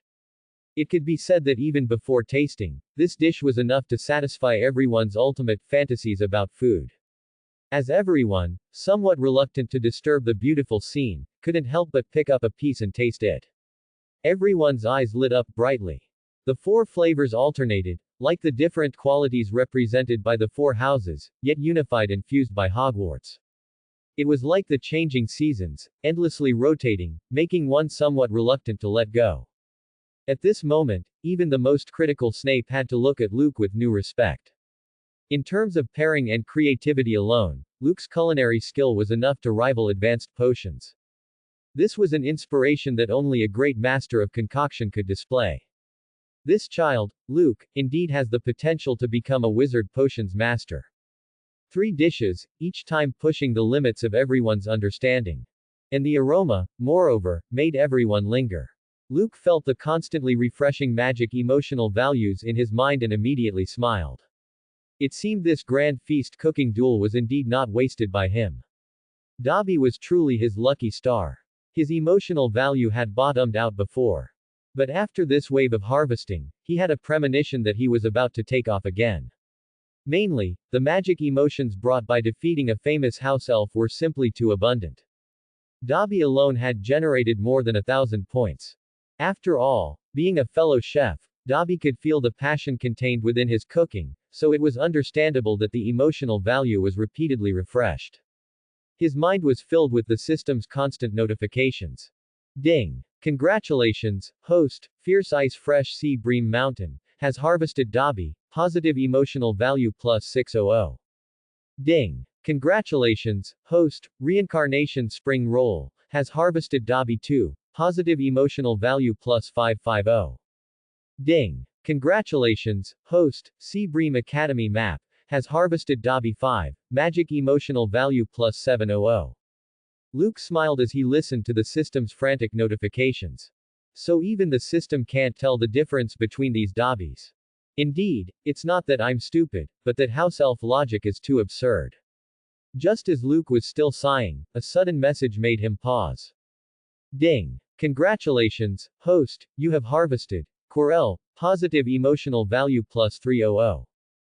Ding! Congratulations, host, you have harvested Tom Marvolo Riddle, positive emotional value plus 300, negative emotional value plus 1500. Luke was instantly stunned. What on earth? It seemed like something strange had gotten mixed into his system panel. Luke involuntarily looked at Quirrell, who was vigorously eating in the distance. He saw that the moment the system refreshed the emotion, Quirrell suddenly seemed to choke, his entire movement freezing. But he still tried his best to control his expression, continuing to stuff food into his mouth.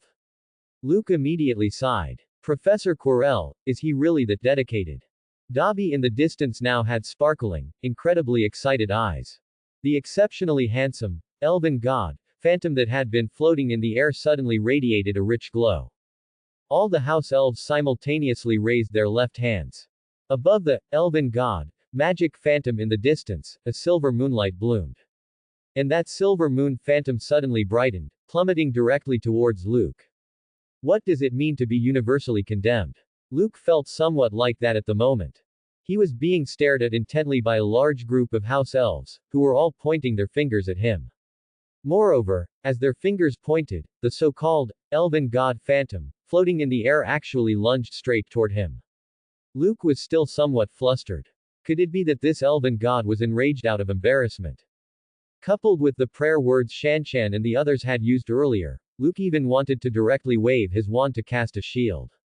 But on second thought, house elves didn't seem likely to do something so outrageous. Luke forcefully stopped his movements.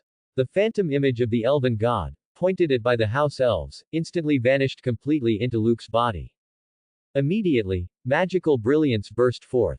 Luke only felt an incomparably cool chi surging madly into his body. Following that, besides the normal magical circuits within his body, a unique special magical circuit, completely different from the usual, slowly emerged, even radiating a distinctive blue-green glow. On his forehead, where he couldn't see it, a crystalline blue-green, diamond-like rhombus mark slowly appeared, then faded beneath his skin. Luke felt as if his own magic had gained a backup fuel tank, yet it was entirely different from the original.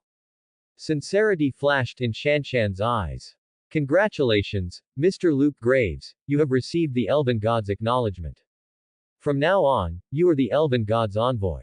When we House Elves see you, it is like seeing our master. This is impeccable power, stemming from the bloodline. As Chef Shanshan finished speaking, Luke immediately felt as if something had truly been added to his body.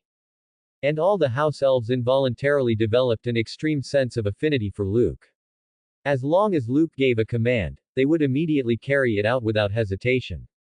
And that wasn't all, Shanshan said with unparalleled excitement. Starting today, Mr. Luke Graves, you are the boss of the Hogwarts kitchens. From now on, I will have someone deliver the daily menu for your review first, and we will only begin preparation after you have approved it. It pointed to itself, then pointed to a few house elves nearby who clearly held slightly higher status, and said, from now on, we will serve you diligently. Boss, whatever you need commanded, just tell us. If we have the means, we will absolutely do it.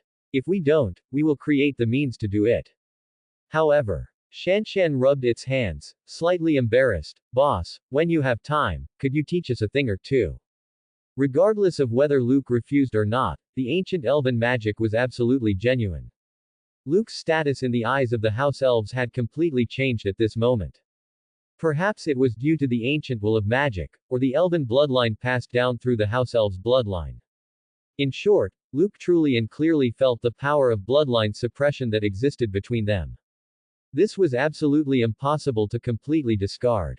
In other words, from this moment on, he truly became the so-called Elven Envoy. Ministry of Magic, Department of Magical Law Enforcement. Inside Barty Crouch's home, a handsome, slightly roguish young man was frantically sticking out his tongue, his eyes reflecting a hint of madness. He laughed maniacally and viciously at the elder Crouch. Let me go, I will absolutely be loyal to the master. As for you, you are nothing but trash. As the voice echoed throughout Barty Crouch's home, the elder Crouch's eyes became moist. He looked with extraordinary tenderness at Barty Crouch too, who had fallen into madness, and reached out to gently stroke his face. Wife, are you really going to do this? The expression of Barty Crouch too, who was being stroked, slowly softened. Immediately after, his appearance seemed like modeling clay, gradually being remolded. A noblewoman with a sickly expression, her eyes full of exhaustion, appeared. Do you think this will allow us to slip through? Barty Crouch's eyes reddened. Wife, have you thought about the consequences of doing this? That place is Azkaban. However, the woman said with a look of determination. The boy is still young. Do you want to watch our son stay in Azkaban for the rest of his life? I don't have many years left to live. I can only mimic about 40 or 50% of our son's mannerisms. I need to practice more. Just let me make one last contribution to this family, cough, cough. As for the amount of polyjuice potion, it is far from enough, it won't last for long. The materials for the polyjuice potion are too hard to find. You must use your position to acquire enough materials, otherwise I fear it will affect the plan to swap our son. Immediately after, the woman turned to look at a house elf trembling in the corner. She seemed to possess a hint of madness. Shanshan, I want you to swear that you will help me take good care of Barty Crouch Jr. No matter what, he is the master of this house. You absolutely cannot let anyone harm him, even if it costs you your life. Shanshan's face turned completely pale, its expression became even more distressed, and it shook its thin, small body pitifully, trembling as it spoke to Mrs. Barty Crouch. But madam, the young master, he is truly too much of a deviant, and he follows the Dark Lord, I cannot protect him. You know that he often abuses me. I am afraid, I am truly terrified. The wife, however, stared coldly at Shanshan. The next moment, she said sharply. No matter what, you must protect him. This is a command from your master, do you hear me? Fear shone in Shanshan's eyes, and then it said timidly, Master, I understand. However, the next moment, a special magical brilliance radiated from Shanshan's body. What is this feeling? A trace of confusion was revealed in Shanshan's eyes. But a phantom image appeared out of thin air in its mind. It was actually a new master. Yet, it did not conflict with the master in front of it. What a strange feeling, it seemed to stem from bloodline suppression. Shanshan fearfully hid back inside the cupboard. Hidden in the darkness, a light shone in its eyes. Who exactly is that person? Perhaps, if I could meet him, I wouldn't have to stay by Barty Crouch Jr.'s side.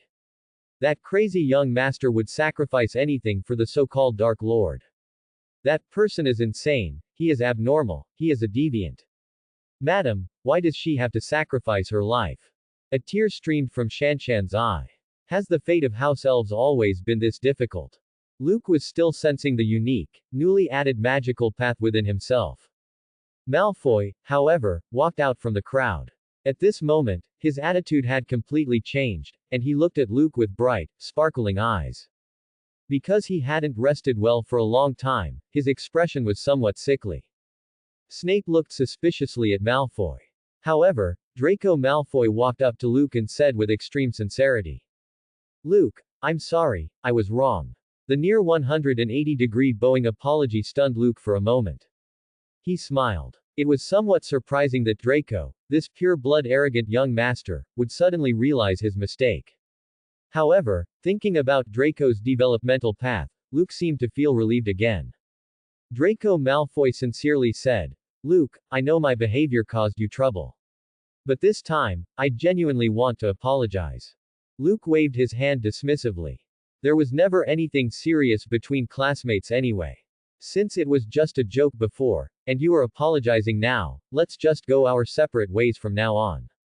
However, Draco Malfoy grew anxious. With a thud, he immediately grabbed Luke's pant leg, his eyes filled with urgency. That feeling was almost exactly like Shanshan's nearby. Luke Graves, no, Professor Luke. I want to request that you take me as your apprentice. No matter what, please take me on. It must be said that Malfoy's change in attitude instantly caught everyone off guard. This arrogant Slytherin young wizard, this pure-blood young master born into one of the sacred 28 families, was now capable of humbling himself so deeply. He was pleading with Luke, specifically asking Luke to take him as a disciple. This was somewhat hard to keep a straight face about.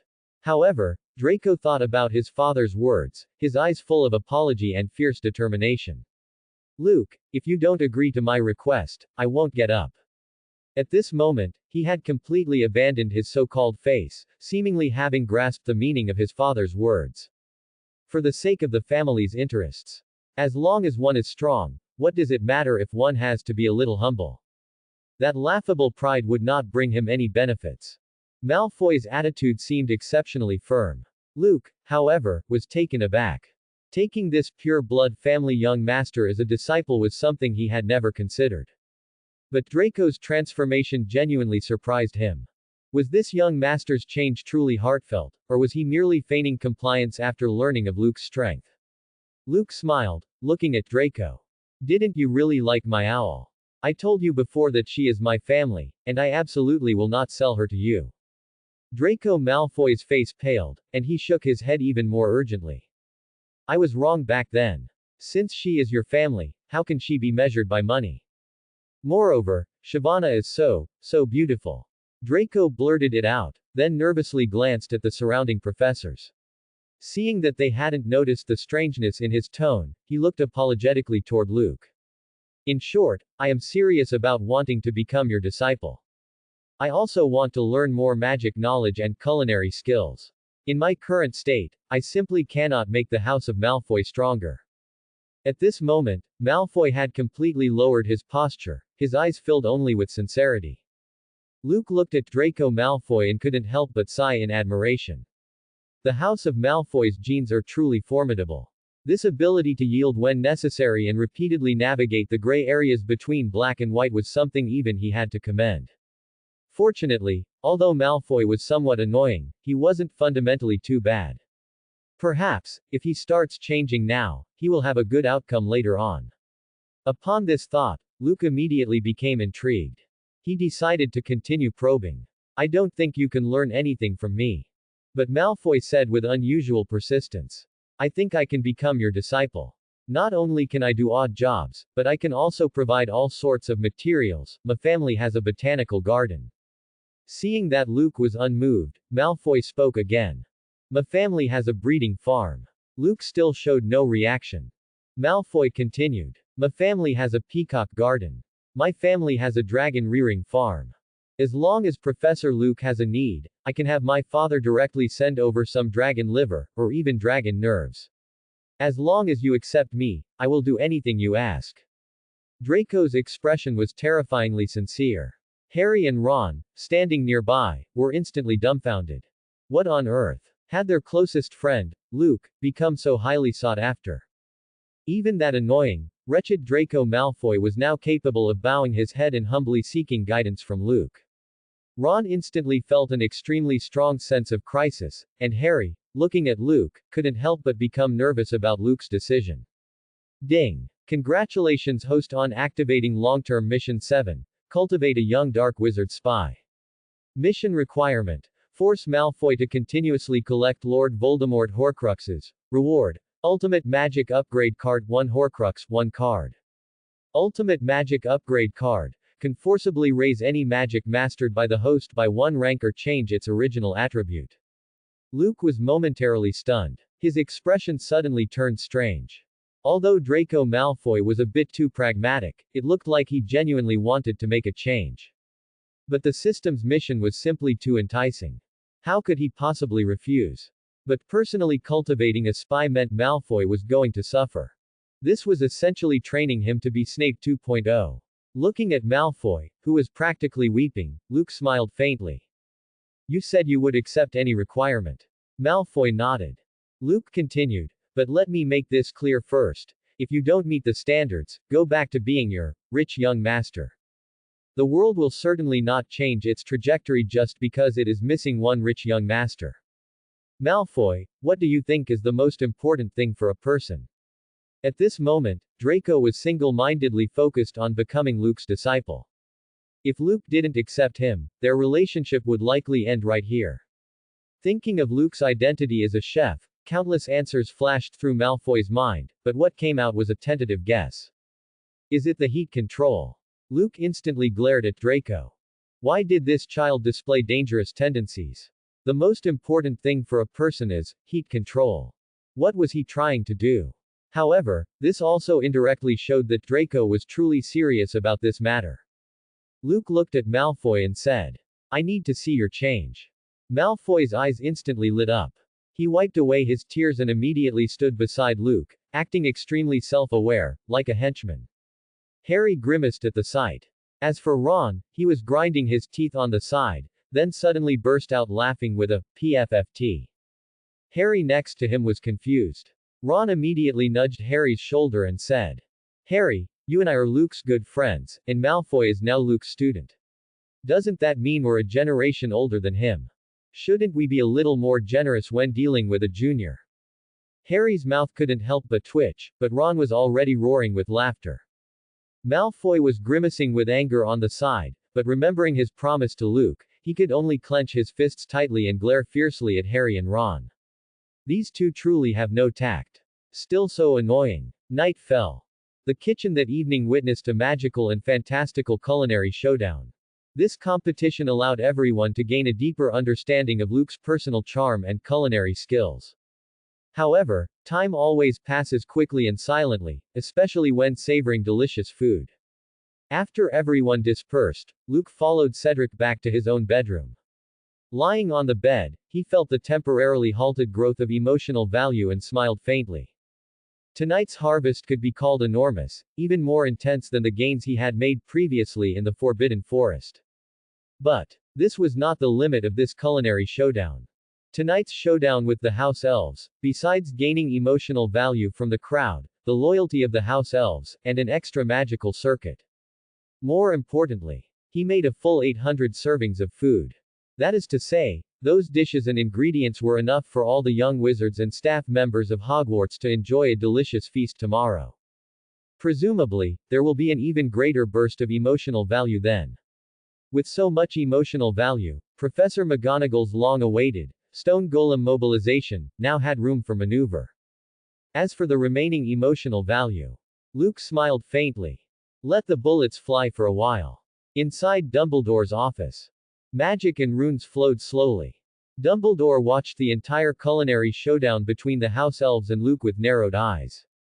After seeing those delicious dishes, even he had to praise Luke's excellent cooking skills. However, Luke hadn't proactively sent him anything to eat, which left him somewhat regretful. He also didn't know if any of those dishes were sweet. Otherwise, even if they were delicious, it would be a bit of a pity. How about tomorrow I add 13 extra spoons of sugar to my coffee, and pair it with some of his dishes? Drinking them together might give it a sweet taste. Just as Dumbledore was still pondering how to eat tomorrow, on the glass cabinet next to him, fire runes surged wildly. The Sorting Hat inside burst forth with a dense silver light. The Sorting Hat opened its mouth, glaring hatefully at Dumbledore, and fiercely said, "Dumbledore, you old coot. Let me out. Do you believe I'll send Gryffindor's holy sword to Luke so he can chop vegetables with it?" As it spoke, a flash of silver light burst forth from the Sorting Hat with a whoosh. A glittering silver sword popped out of the hat. That was the Gryffindor holy sword, crafted by goblins. The holy sword instantly pierced Dumbledore's flame blockade. However, the next moment, Dumbledore waved his palm lightly, and the entire glass cabinet returned to its original state. The silver longsword was also stuffed back into the Sorting Hat by him. The Sorting Hat's mouth opened silently, clearly having been subjected to a silencing charm by Dumbledore. If he wasn't mistaken, it was probably swearing profusely right now. Dumbledore was completely expressionless, but he mumbled softly. That little fellow Luke seems too idle. It's time to increase the difficulty for him tomorrow. Thanks for watching. Please subscribe and support our channel.